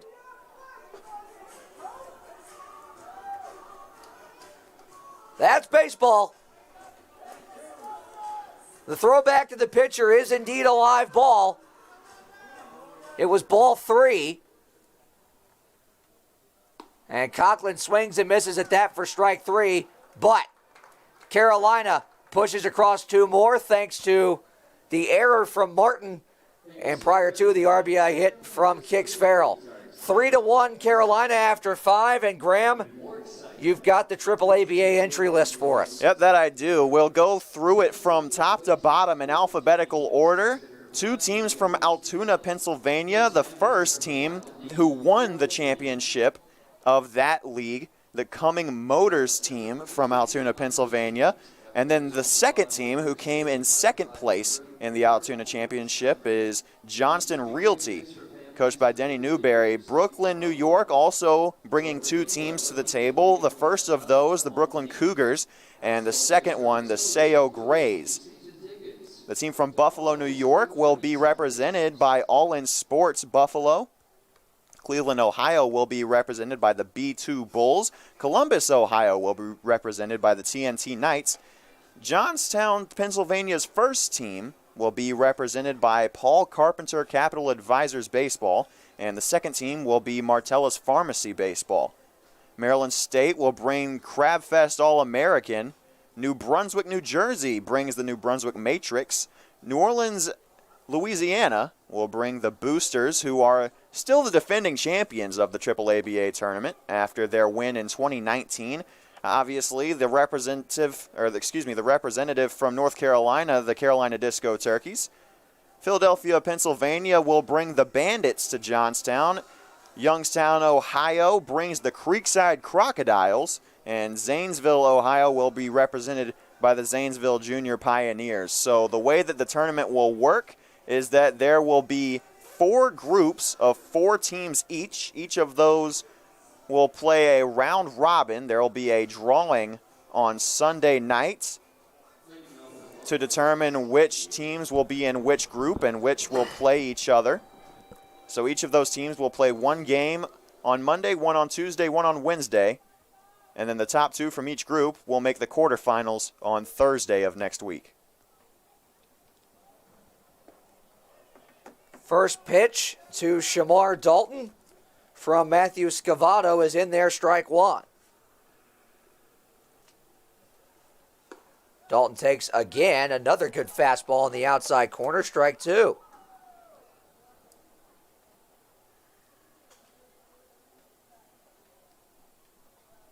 0-2 pitch. Swing and a miss, and a feeble one at that, as Scavato absolutely carves up Shamar Dalton on 3 pitches for out number 1. And that is why you bring a guy like him in. The swing and miss ability and the ability to place pitches as well, putting everything on display in that plate appearance. In steps Jose Vargas now. First pitch to him. Swing and a miss. Big time off-speed pitch that got Vargas to swing out of his shoes. 0-1. Vargas 0 for 2 in the ball game. Takes strike 2 on the outside corner.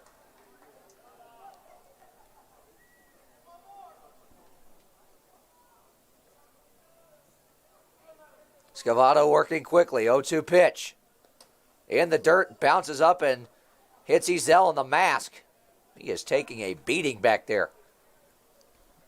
It's one tough customer behind the dish. That is one of the toughest guys I have ever met right there.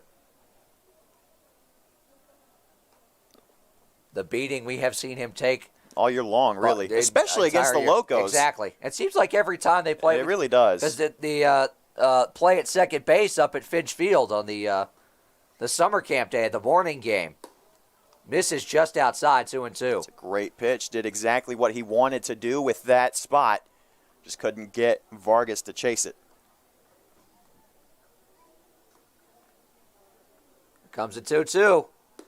Outside, 3-2.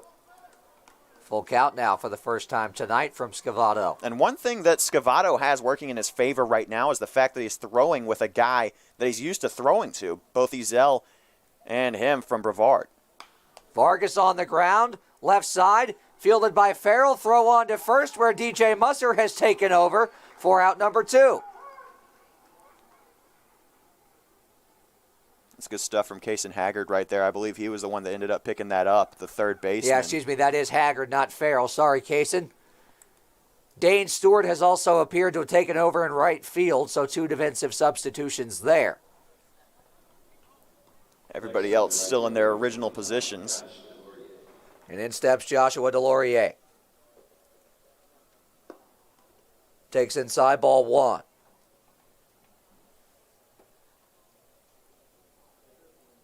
It's a bit of a high throw that time, but a good job by the sizable Musser. And Delorier in the air, deep right center field. Tubbs on the move, called off by Dane Stewart, just short of the warning track to make the catch. And now to retire the side. Another strong inning from Scavato. Carolina continues to lead 3-1.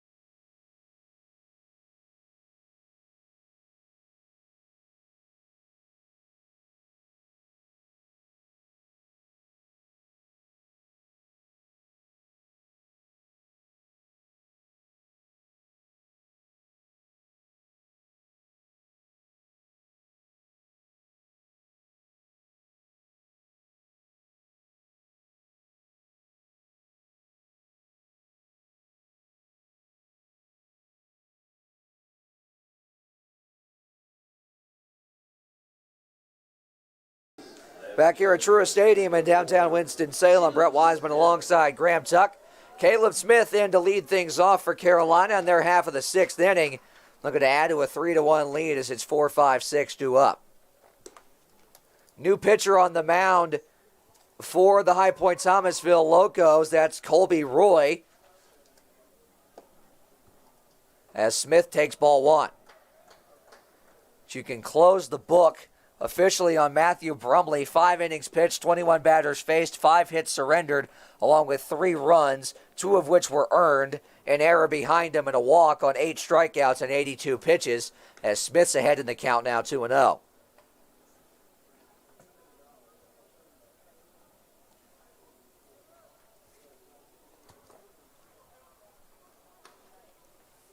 Roy's 2-0. Smith pops it up behind the plate. Might be playable for Martin. And he will make a nice play as that one started to tail away from him for out number 1. Double-barreled action now in the High Point-Thomasville bullpen. But only one of them's wearing a uniform. Next up, right fielder, number 14. There's also action in the Carolina bullpen. Nick Halo is warming up on the right-hand side mound in the bullpen. Zach Bryant is in the bullpen for Carolina. Swing and a miss there by Dane Stewart as he's in for Jeffrey Davis. With 1 down now.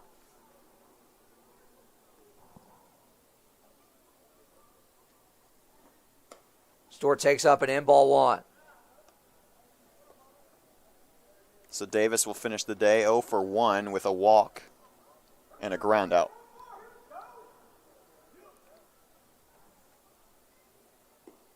One for Roy. Stewart hits it hard but foul, and that'll be fielded in the bullpen by Halo. 1-2.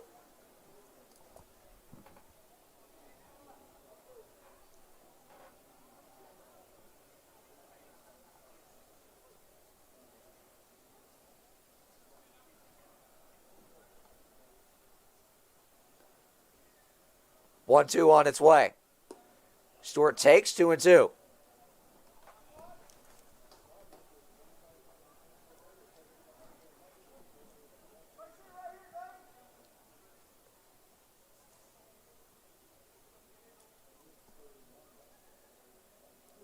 Two.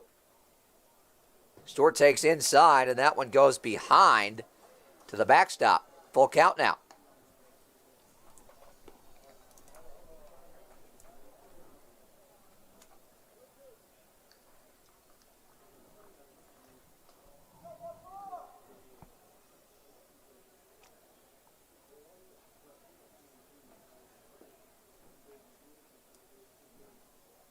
Three-two. Stewart fouls that one off. That's good stuff from Stewart right there. Staying alive in the count. He's a guy that's gone down on strikes a lot this year, but he's looking to keep that tally from increasing. He's taken a couple of very good pitches from Roy and fouling that one off. This is really good stuff from number 14 in white. 3-2 pitch. Outside, ball 4, and it's a walk for Dane Stewart with 1 out here in the 6th. Man, that is some discipline right there. That is a really, really tough pitch to lay off That's a good at-bat, too, overall. Because you know that outside breaking ball is coming, and since you know what you can expect. It's even harder to lay off of it. Exactly, because you know that, you know where it's going to be, you know what's coming, you know about what speed it's going to come in at. It's easy to convince yourself that you can take that one for a ride, but good stuff from Stewart to just take the base, and now you got somebody on first with only 1 out. And Nick McAdon to the plate. Takes in the dirt ball 1.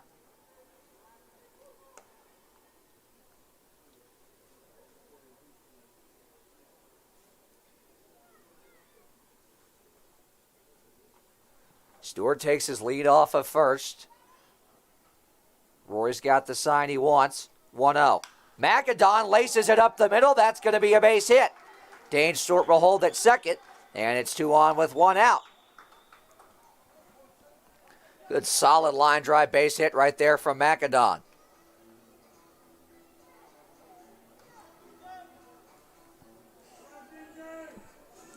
And we talked about it earlier in the ball game a little bit. You want production from all parts of the lineup. You haven't exactly gotten that so far, but that hit from Macedon is the second hit in the ball game from the bottom half of the lineup, and the second in just the last 2 innings. So you're working towards completing that objective. See what DJ Musser can do right here in his first at-bat of the ball game. Take strike one right on the outside corner. DJ had an RBI Tuesday night in game 2 of the doubleheader. Came on a fielder's choice.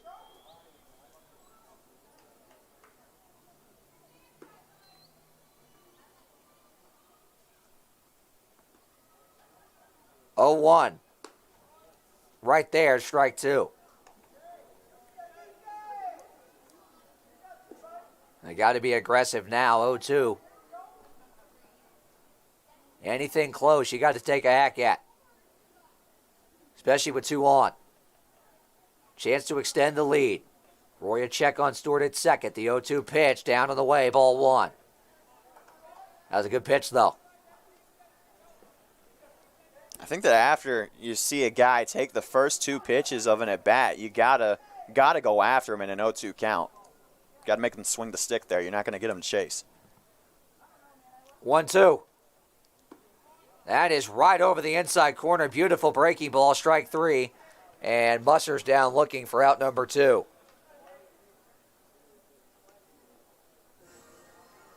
And that will bring Ezel to the plate. Ezel looking to avoid the silver sombrero, so to speak. 0 for 2 with 2 Ks so far tonight.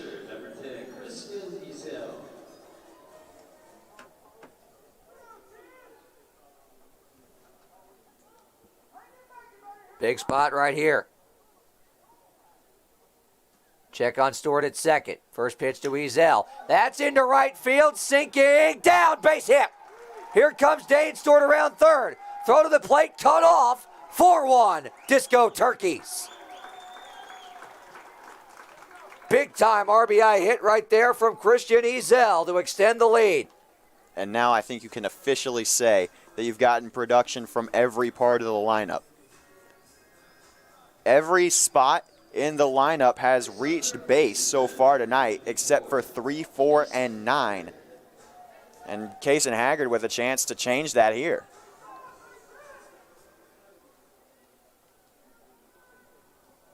Runners on the corners, 2 outs. This is a big spot. A lot of 2-out production in this second half of the ball game. First pitch to Haggard in there, strike 1.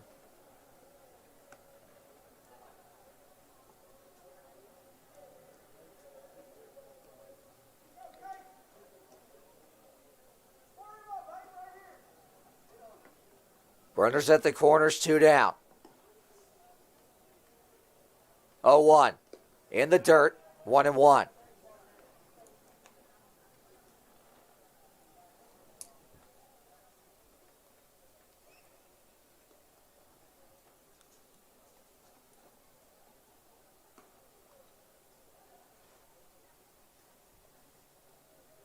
One pitch. Haggard lines it foul to the right side, 1-2. As we told you, he's 4 for 7 in that doubleheader. So 0 for 2 so far today. Be a good time to change that.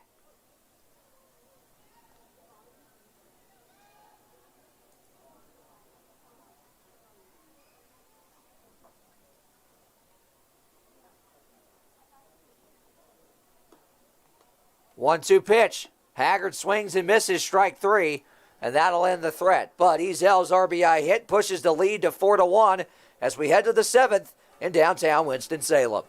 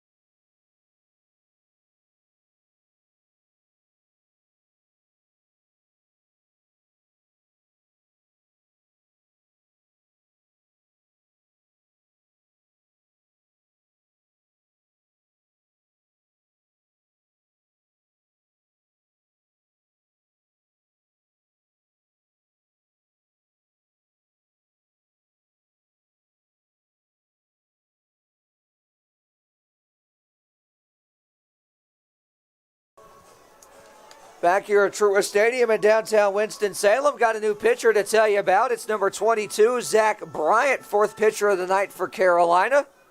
Matthew Scavano's book is closed in his debut, and it was a pretty darn good one. 2 innings pitched, 6 batters faced, no runs, no hits, no earned, no errors, no walks, 1 strikeout on 26 pitches.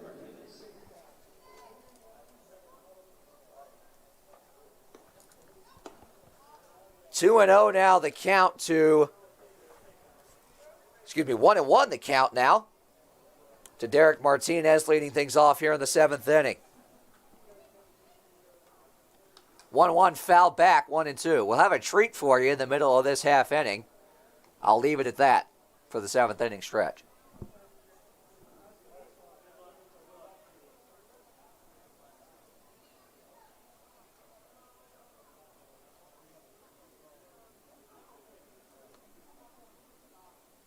That misses high, 2-2 now.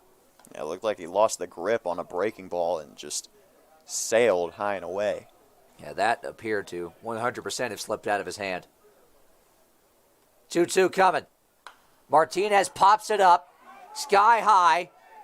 Usher behind the plate now and cannot make the play.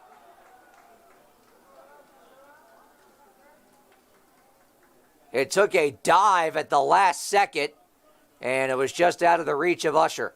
Man, that ball went almost straight up in the air. And then took a 90-degree turn straight to the right of where Usher was set up underneath it. That shows you how much backspin was on it.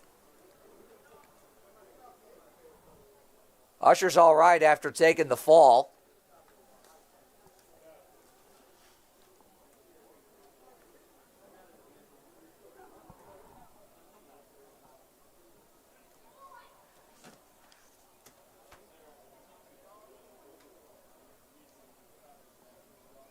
Two-two. That misses outside 3-2. See the 12-6 break on that curveball. Big time movement. 3-2. Martinez in the air to right. Dane Stewart will call off Conklin and make the play for the first out of the 7th.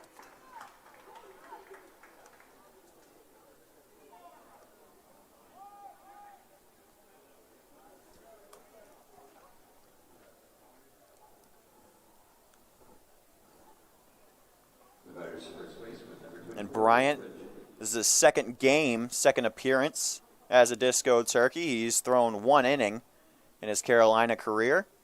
No hits, 1 strikeout. So now 1 1/3 with no runs allowed for Bryant as a Disco Turkey. Misses inside to Pritchett, ball 1.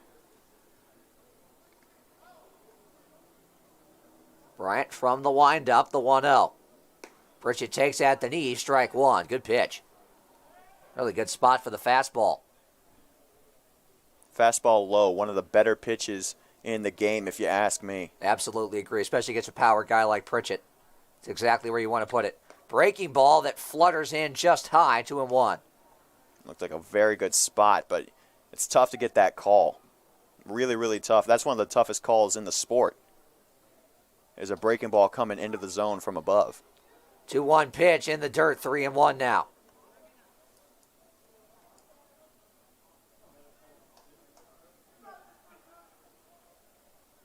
Bryant will try to battle back in the count now.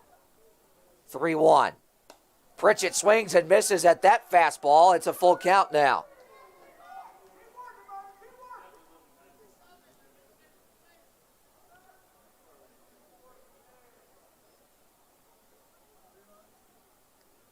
Full count pitch. Swing and a miss. Strike 3. He got him. Beautiful off-speed pitch. Had Pritchett out in front of it, and it's out number 2. That's great stuff from Bryant. Oh, my goodness. If he sticks around for the trip to Pennsylvania next week, look out. Pretty much everybody that stands in his way. He is absolutely dominating on the mound since he got to the team. In steps a pinch hitter for the Locos, as that's in there, strike 1. Now batting number 9, Stevens. Swing and a miss, strike two. Goodness, that was filthy.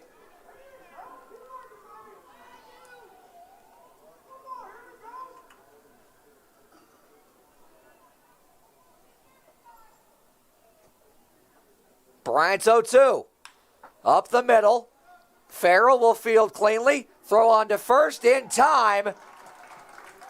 We're through 6.5 here in Winston-Salem. Carolina leads it 4-1.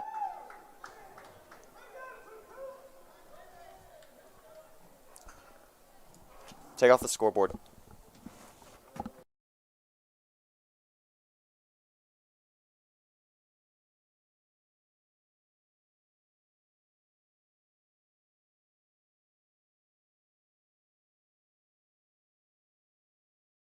Go ahead. World famous MC, Jake Featherstone. If I can get everyone to stand up and enjoy me and my friend, Broadcast Brett, and sing and take me out to the ball game, we would appreciate it. I'll hand the mic to Brett. Hey, Winston-Salem, stand up. It's time for the 7th inning stretch. Can't start the music. Take me out to the ball game. Take me out to the crowd. Buy me some peanuts and Cracker Jacks. I don't care if I ever get back, so it's root for the... If they don't win, it's a shame, for it's 1, 2, 3 strikes, you're out at the old ball game. Let's get some runs.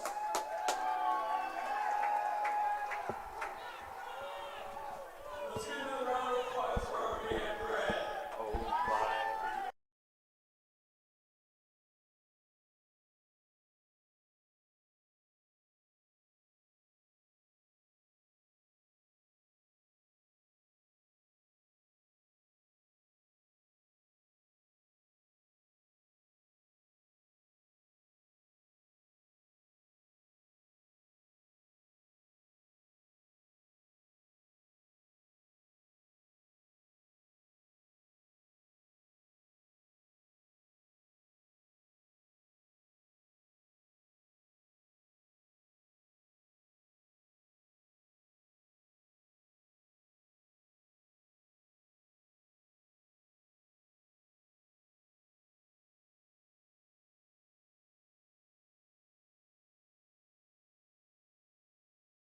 Back here at Truist Stadium in downtown Winston-Salem, Brett Wiseman alongside Graham Tuck. Dion Tubbs in to lead off the 7th inning and takes inside, ball 1.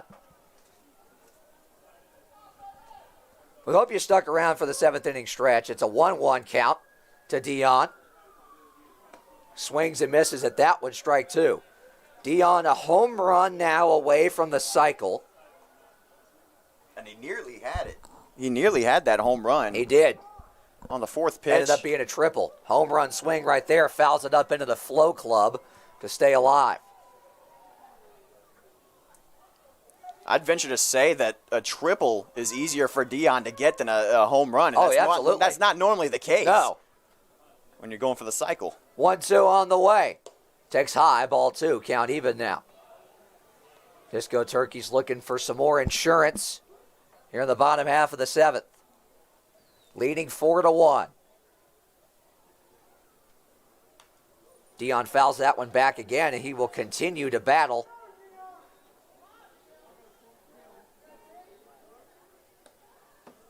And it's a new arm on the mound as well for High Point-Thomasville. We missed that in the shuffle of things.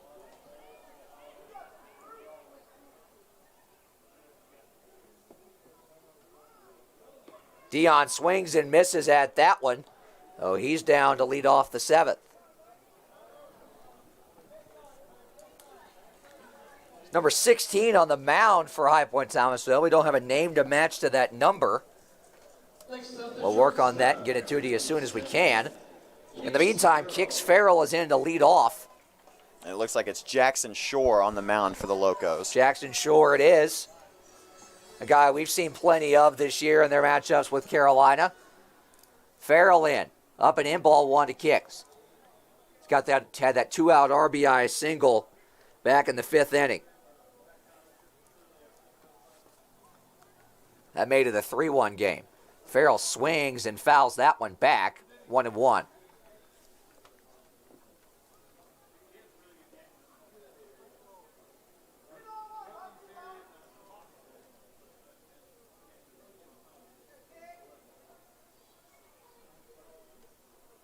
One in the dirt, 2-1 now. Farrell 1 for 2 on the day. Reached on an error, grounded out, and then that RBI single back in the 5th. 2-1. Farrell lines that one to second, but it's right at Amezquita, 2 down. And Amezquita making the shift over to second so that Halo could go warm up in the bullpen. There's a new first baseman and a new ad, it looks like, for the Locos. It's number 27, who we don't have in our program, but Pritchett has shifted over to third. Halo has exited the game, and Amezquita now stands at second base. So 2 down now for Logan Conklin, who takes ball 1. Conklin's had a rough go of things at the plate so far today. I'm sure he'd be the first one to tell you that. But you're looking to turn it around here. Up and in to Conklin. That buzzed the tower, 2-0. And almost caught the bill of his helmet. I don't know why you do that to a guy that's 0 for 3.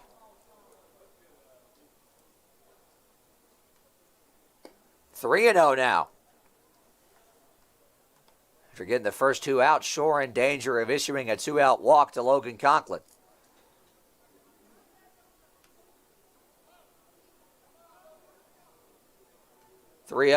Green light for Conklin. Behind it, 3-1. I don't hate that swing. No, I don't hate the green light at all. No, I agree with you. It's the right idea. 3-1 from Shore. Conklin takes a big rip at that one, fouls it back, full count.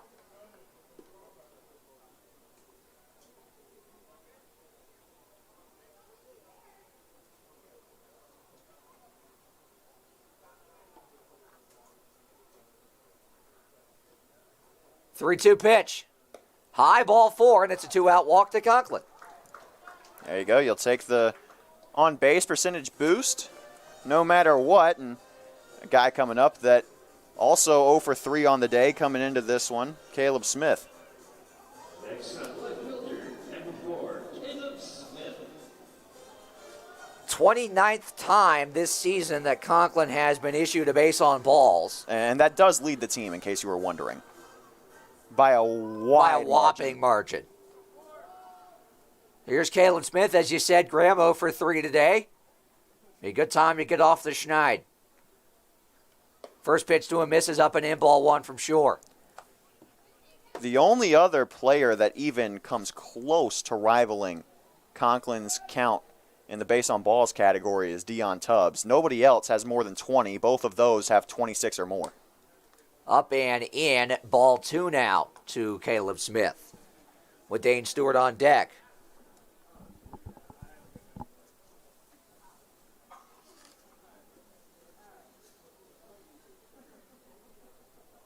Two-oh pitch.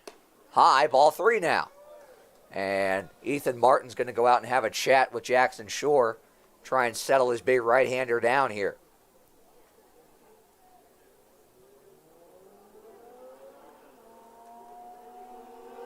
Missed on the first 3 pitches to Conklin, got a swing and a miss, and then issued ball 4. And now behind to the count 3-0 again with Caleb Smith.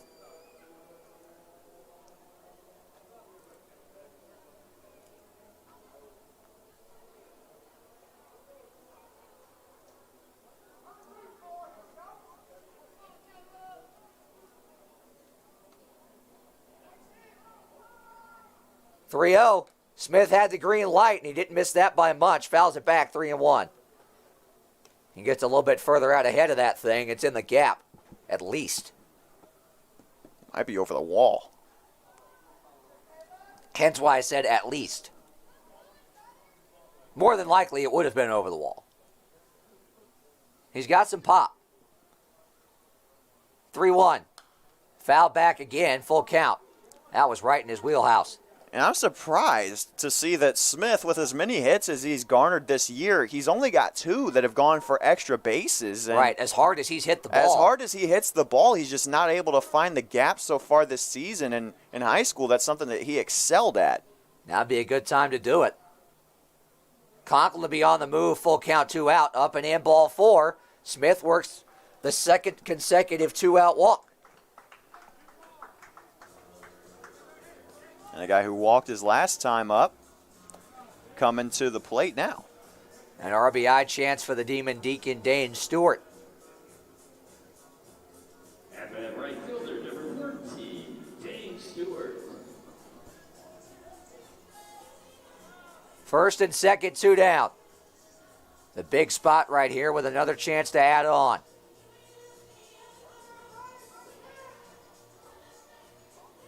Big number 14 steps into the right-handed batter's box.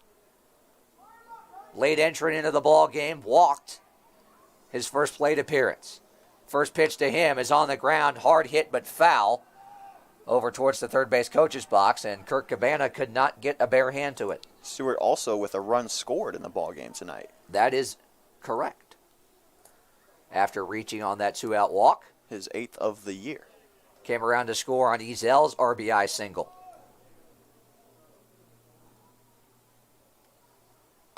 Big swing and a miss at that one to Shore, reared back and let that one fly, 0-2.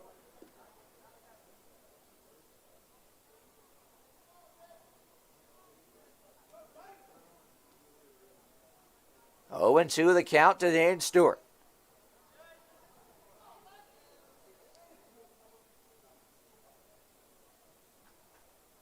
Oh, 2 on the way. In the dirt, 1-2. It's a good waste pitch from Shore. Throw one down there, see if you can get him to chase, but good discipline by Stewart as well to lay off of it.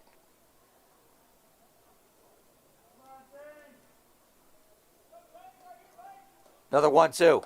Up and in. Did he go? Yes, he did. Our home plate umpire says he went around strike 3, and that will end the inning. We go to the 8th. Carolina still leads it 4-1.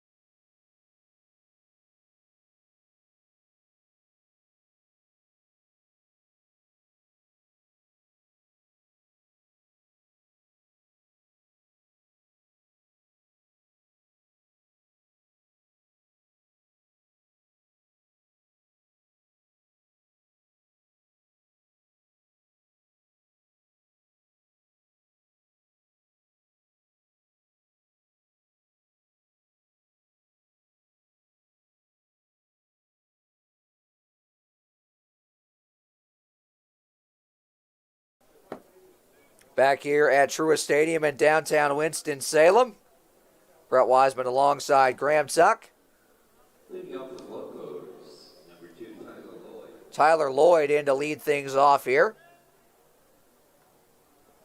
New entrant into the ball game. He's replaced Mason Everhart.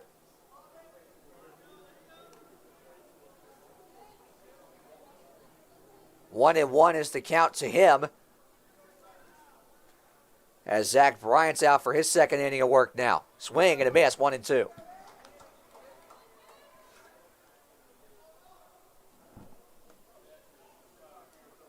Carolina leads 4-1 here in the 8th inning. 1-2 pitch. Breaking ball that flutters upstairs, 2-2. You got to be careful with that one. You don't want to mess around with a pitch like that in a 1-2 count. I mean, I like to try to drop the breaking ball in, but not in a 2-strike count. 2-2 down and in, and the count goes full now. That's the trouble you run into when you try and nail that breaking ball at the letters, is now you've let the hitter back into the count. Foul tipped and unable to be held onto by Usher, as I believe it caught his shin as well. He's going to walk it off here. Both backstops tonight have been clipped in some not-so-friendly areas with a foul ball. Yeah, these Locos are not super friendly to the catcher position, are they? Nope, and we know what happened the last time these two teams met at Finch Field, or it was actually a couple of meetings ago, when Christian Ezel tried to go to second on a wild pitch and ended up hurting his ankle on the slide.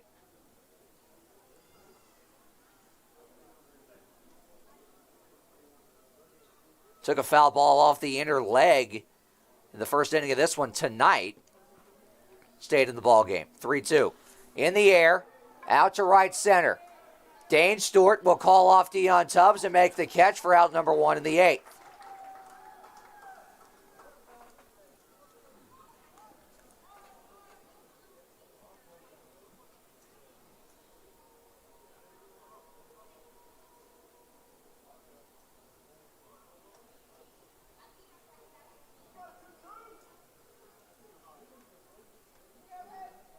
A 1 out here in the 8th.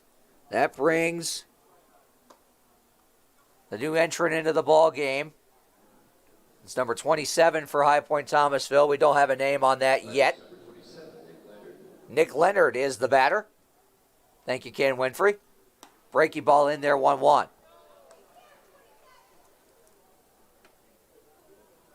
So Leonard is in Halo's spot in the lineup, but it took some shifting around to do that. Upstairs, 2-1.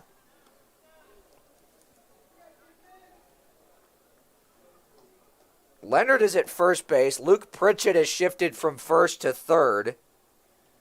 And Amazquita is now shifted to second, as that's on the ground to Conklin at second. He'll throw on to Musser at first for out number 2 in the 8th inning.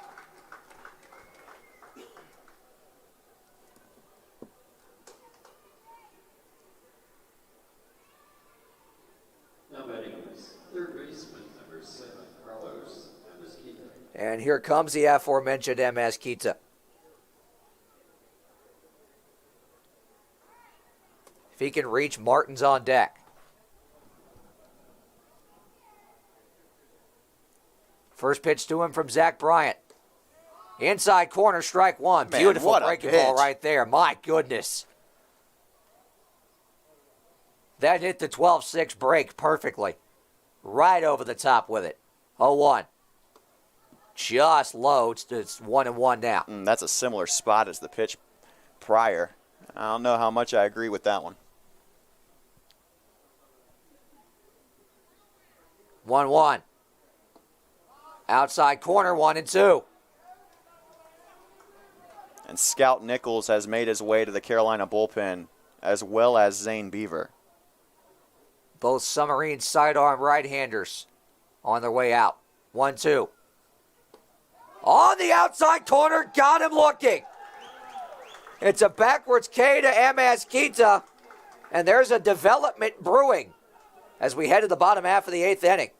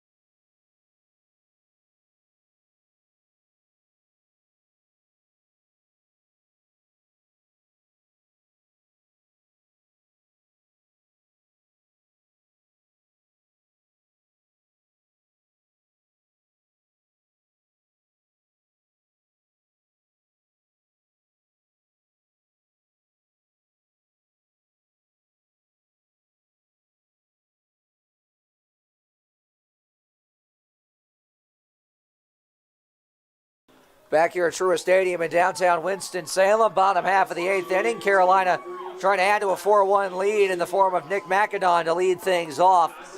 He'll face Charlie Edwards, the 4th pitcher of the night for High Point-Thomasville. First pitch to McAdon. Just low, ball 1.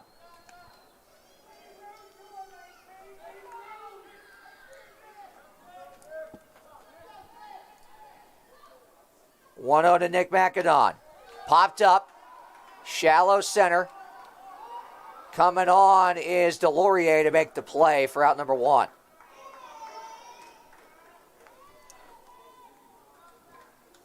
And that'll bring DJ Musser to the plate with 1 down now. Number 26, DJ Musser.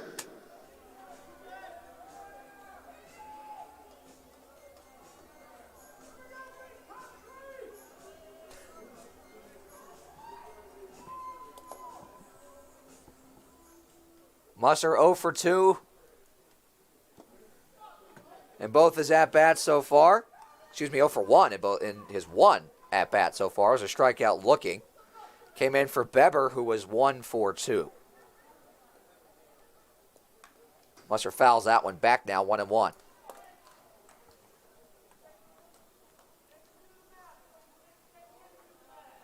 Patrick Usher is on deck with 1 down here in the 8th. Would be his first plate appearance after Ezel went 1 for 3. Musser swings and misses at a breaking ball in the dirt, 1-2.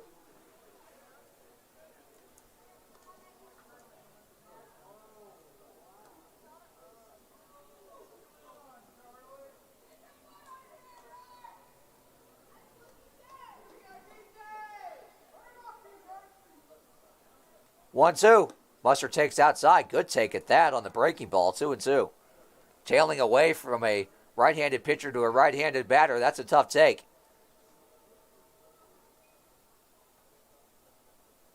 Two. Musser on the ground to second.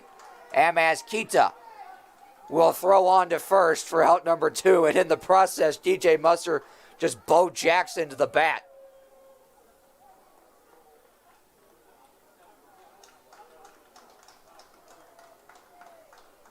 Well, they threw part of it over to the Locos dugout. Yeah, DJ handed it to Amazquita, it looked like. I don't know, maybe a memento for Charlie Edwards to take home with him. Now here steps Usher with 2 down, takes outside ball 1.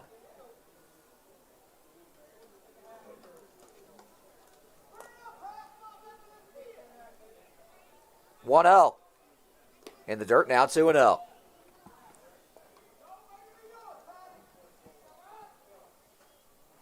Hayden Setzer is on deck in Kason Hager's spot.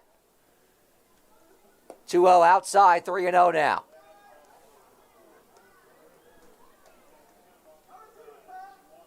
Now, how that's legal, I'm not sure. 3-0. Outside, ball 4. Usher takes a 2-out walk, and that will bring Setzer to the plate.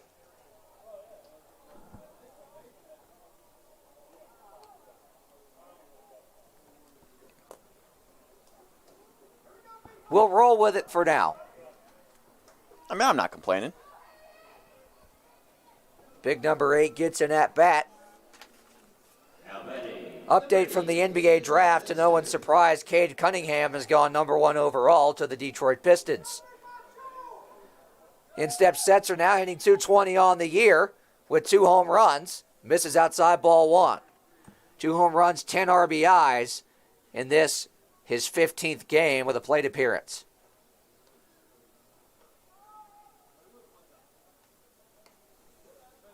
Misses outside, 2-0. His 15th game with a plate appearance and 15th start. Each time he has pitched, including tonight, he's made at least 1 plate appearance. Down and in, 3-0.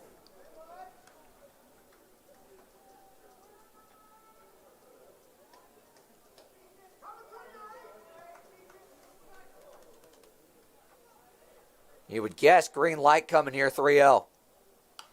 There it is, foul back, 3-1.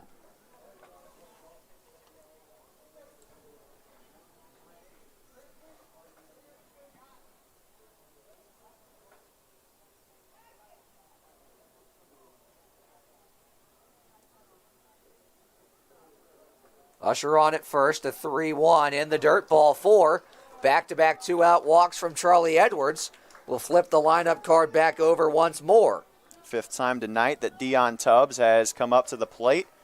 And he will get one final shot at the cycle here. Already got his first 3-hit ball game. And what many would argue the hardest one to get would be the triple, but in Dion's case, the hardest might be the home run. His best bet is an inside the Parker, if you ask me. Inside ball 1 to Tubbs. Yeah, I agree with you on that one. He's had one of He those does have once one this year. That is true. A Little League home run, but still. In the dirt, 2-0. A Little League home run that came on Little League Day, no less. First at-bat of the game as well. Correct. See if the pink bat's got one more magical at-bat in it. 2-0. Dion takes up and in, 3-0. Nope, excuse me, that's a strike, 2-1. That was a good spot. I like that call there, I'll be honest with you. Yeah, it's a good call. It was a late one, but it did clip the inside corner. 2-1. Dion in the air, shallow right. Amazquita under it, and he'll make the catch to retire the side. We go to the 9th. Carolina leads at 4-1, trying to finish this one off.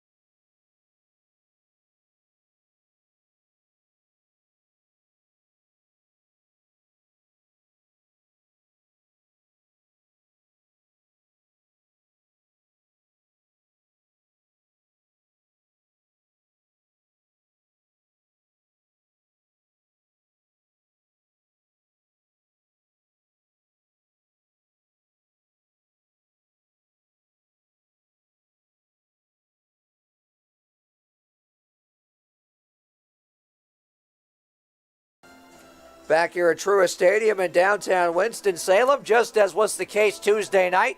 In Game 2 of the doubleheader, Scout Nichols asked to come on and get the final 3 outs of the ball game and finish off what would be the second straight victory for Carolina. Nichols, who at the midseason point was voted reliever of the year, I'm sure getting votes in that category for our end of season award show, which will be tomorrow prior to the ball game in the regular season finale. And the difference for that one is that this time the awards were voted on by the players rather than the game day staff. Zach Bryant's day is done. 2 innings pitched for him, 6 batters faced, no runs, no hits, no errors, no walks, 2 strikeouts on 31 pitches. We've got a development from the NBA. Russell Westbrook is headed to the Los Angeles Lakers for a 2024 second-round pick, a 2028 second-round pick. All those 3 things going to the Lakers for Kyle Kuzma, Kentavious Caldwell-Pope, Montrezl Harrell, and the 22nd overall pick tonight. Scout Nichols' first pitch. In there, strike one. In other trade-related news, the Los Angeles Dodgers are making significant progress on a deal that would land them both Max Scherzer and NC State alum Trey Turner from the Washington Nationals. That pitch to Martin is a ball. 1-1. Our home plate umpire must be getting paid by the hour. He wants to be here a little longer. Martin's 1-1 foul back, 1-2. Scout Nichols on the year with only one save, but only one save opportunity as well. And was not a save opportunity Tuesday night. This is one. And a big one at that. 1-2. Just missed outside, 2-2. That one was a That much was more close. reasonable call than the first ball that was called, but 2-2 count nonetheless. 2-2. In the dirt, 3-2. It's a good spot to miss, though. I like that fastball down.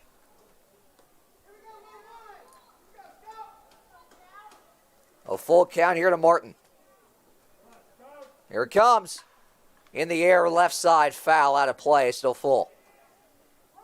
Are they going to call catcher's I interference? think they are going to call catcher's interference. As Martin is headed to first. Wow. So he will reach base on one of the weirdest ways to reach base. And that was a very well-hit baseball, too. It's not like... Yeah, it's not like he didn't make solid contact on it.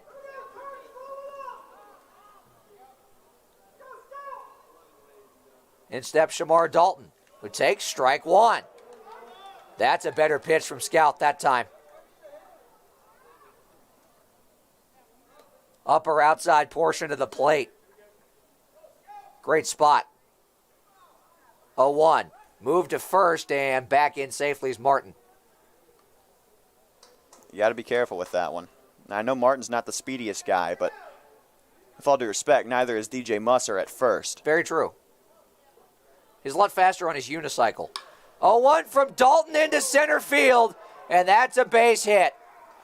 Well, it went 8 innings of no-hit baseball combined from Carolina, and a round of applause from the crowd here at Truist Stadium. 8 innings of no-hit baseball broken up in the 9th by Shamar Dalton. Oh, hey. If nothing else, you can take this from this game. The Locos have had your numbers all year long. All year long. And you come out in this one, and you've absolutely dominated from start to finish. You're still up by 3 in the 9th just because they get one hit in the hit column. Don't let that deter you from the goal. You got to get in the win column and start your second winning streak of the year. 0-1 the count to the switch hitter Vargas. Foul back, 0-2.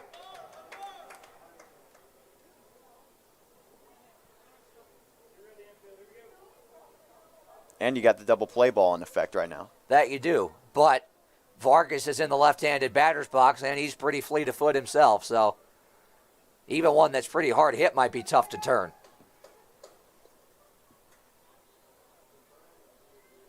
0-2 pitch. On the ground, foul, wide of first.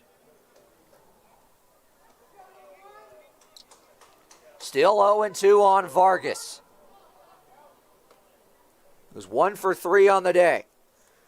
Flown out. Excuse me, 0 for 2 on the day, rather. Flown out, walked, and grounded out. And Nichols will make a move back to second to keep Martin honest.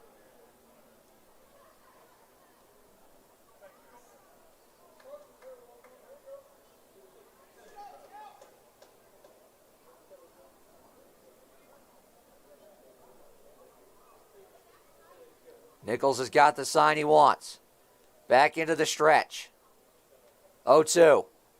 Vargas pops it up towards the first base line. Musser called off by Conklin, who makes the catch. as it had some backspin tail to it, but Conklin able to stick with it and make the basket catch for a big out number 2. Out number 1, excuse me.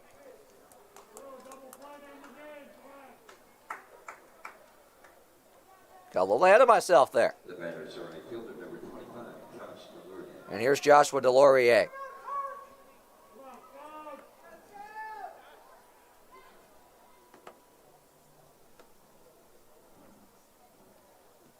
First pitch to Delorier is low, ball 1, and not low by much.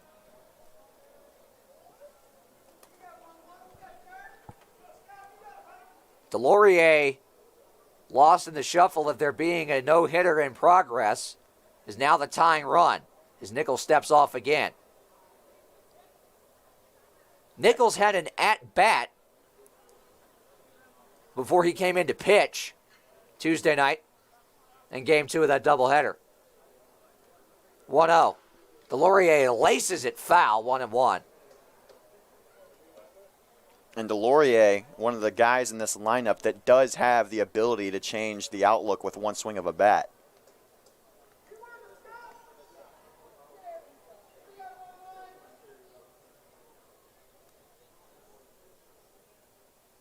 One in the dirt, 2-1. Ground ball would be ideal. Ahead in the count, 2-1 is Delorier with 2 on and 1 out here in the top of the 9th. Carolina leading at 4-1. He'll take anything to the left side here as well. Pitch misses outside, 3-1 now. You don't want to walk him here because that would put the tying run at first and bring the go-ahead run to the plate in the form of Martinez, who's on deck. 3-1. That is ball 4. Must have been just low, but it looked from up here to be right at the knees. Anyways, bases loaded now, 1 out. Number 21, Derek Martinez. And in steps Derek Martinez.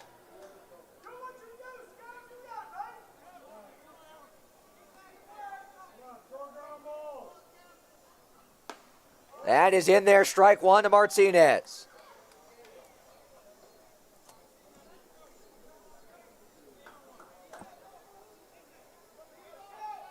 Bases loaded, 1 out here in the 9th. Nichols trying to finish this one off. 0-1.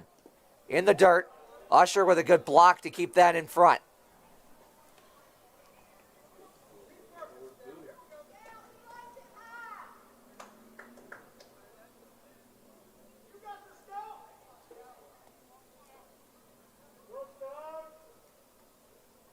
This will be pitch number 20 for Scout Nichols. 1-1. Martinez takes right on the outside, black, strike 2.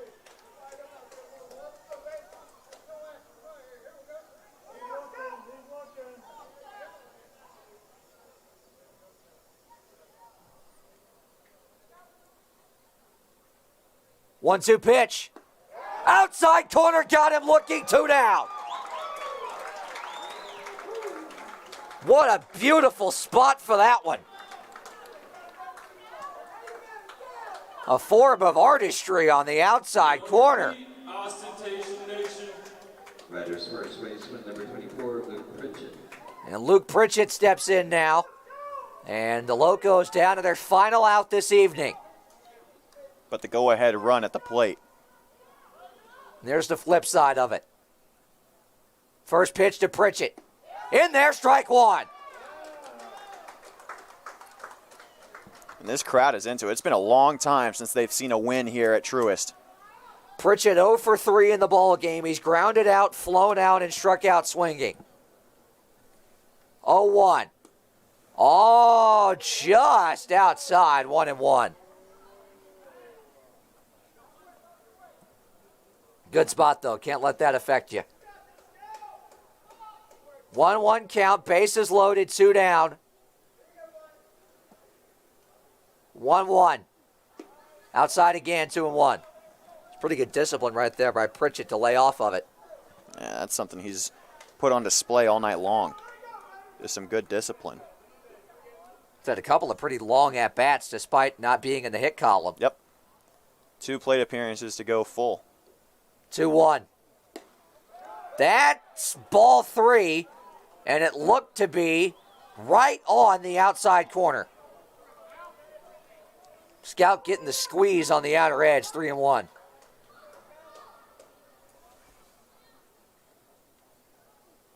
Pritchett in the air, right field.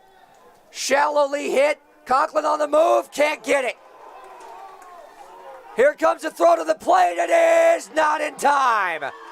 2 runs are going to score, and the Locos have cut the lead to 1. It's 4-3, just like that. A bloop single from Pritchett scores 2.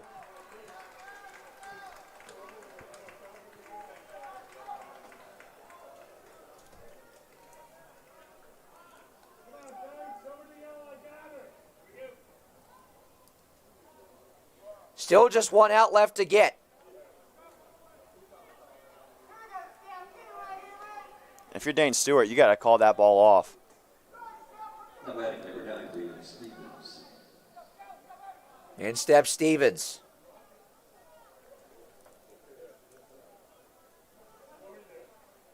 Oh for 1 in his only plate appearance. First pitch to him, right there, strike 1.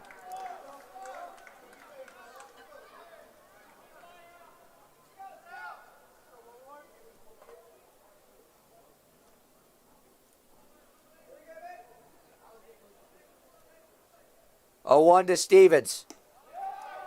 Just missed outside, 1-1.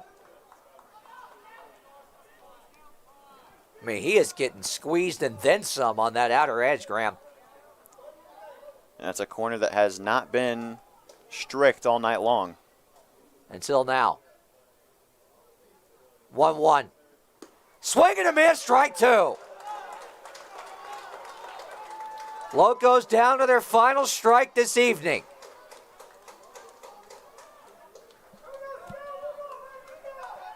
Crowd starts to get on their feet here at Truist Stadium. 1-2 count. The tying runs at third. The go-ahead runs at first. Pritchett's off for second. And Nichols has it picked off if he throws the ball, but he's got to watch the tying run. Pritchett back. Throw back to third. They got him. Ball game over. Kick Farrell records the final out with a 1,000 IQ play. They pick off Delorier at third.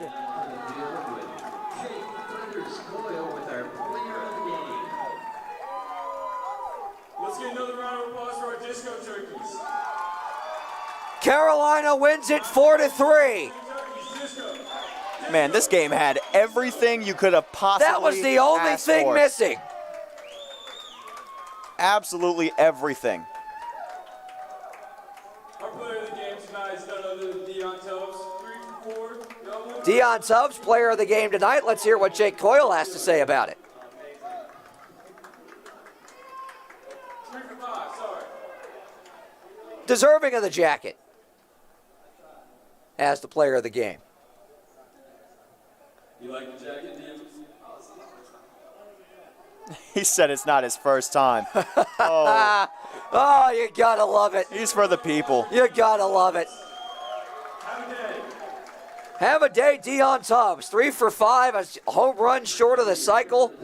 More than deserving of our player of the game award as Kix Farrell able to get that final put out and pick Delorier off. At 5:35, we look forward to seeing you back here. As we'll get into our rundown in the Roost here, Graham. It's pretty clear that pitching had the upper hand in this one, but cannot be overlooked the clutch 2-out hits from Farrell and from Ezel. Yeah, it was a great performance all the way around from Carolina. It started with the man of the hour, though. It was the man all night, Dion Tubbs. He just further emphasized why he's the number one for this team, why he's the leadoff man, why he's so sure-minded in the outfield. just did an absolutely phenomenal job all the way around, stealing bases, stretching singles into doubles, doubles into triples, absolutely dominating defensively, made a couple of great catches out there in center field. Every single pitcher that touched the mound tonight did an excellent job all the way down. We'll recognize everybody. Setzer, Locklear, Scavato, Bryant, and Nichols getting the save. Just barely. Still got it, though. We'll give him the credit. Second of the year. And for the second time this season, Carolina has won 2 games in a row. Big one moving into tomorrow. Final line score, 4 runs on 7 hits for Carolina, 3 runs on 2 hits for the Locos, 2 errors for them, 1 for Carolina. They win it 4-3 for the second time this year, as Graham Tuck told you. Consecutive wins on the board for Carolina. This is my last time this summer doing play-by-play, and I'd be remiss, Graham, if I didn't thank you, Jake Coyle, Callahan Eshelman, Greg Sullivan, Ben Ramus, Brian Coleman, everybody involved with this ball club. Kerry Skipworth, our number 1 fan. Christian Avi as well. Christian Avi, everybody on the game day staff, everyone involved with this ball club for giving me the opportunity to come in this summer and call what's been some of the most fun I've had in the broadcast booth in my lifetime. I can't thank everybody enough. With that, we'll say goodnight from Winston-Salem. For everybody I just mentioned, Brett Wiseman saying so long from the 336. Oh, and tomorrow, before we sign off, be sure to tune in. First pitch 5:35 tomorrow. We'll go live at 5 o'clock Eastern Time with our end-of-season awards show. Be sure to stay tuned for that. For now, good night from Winston-Salem.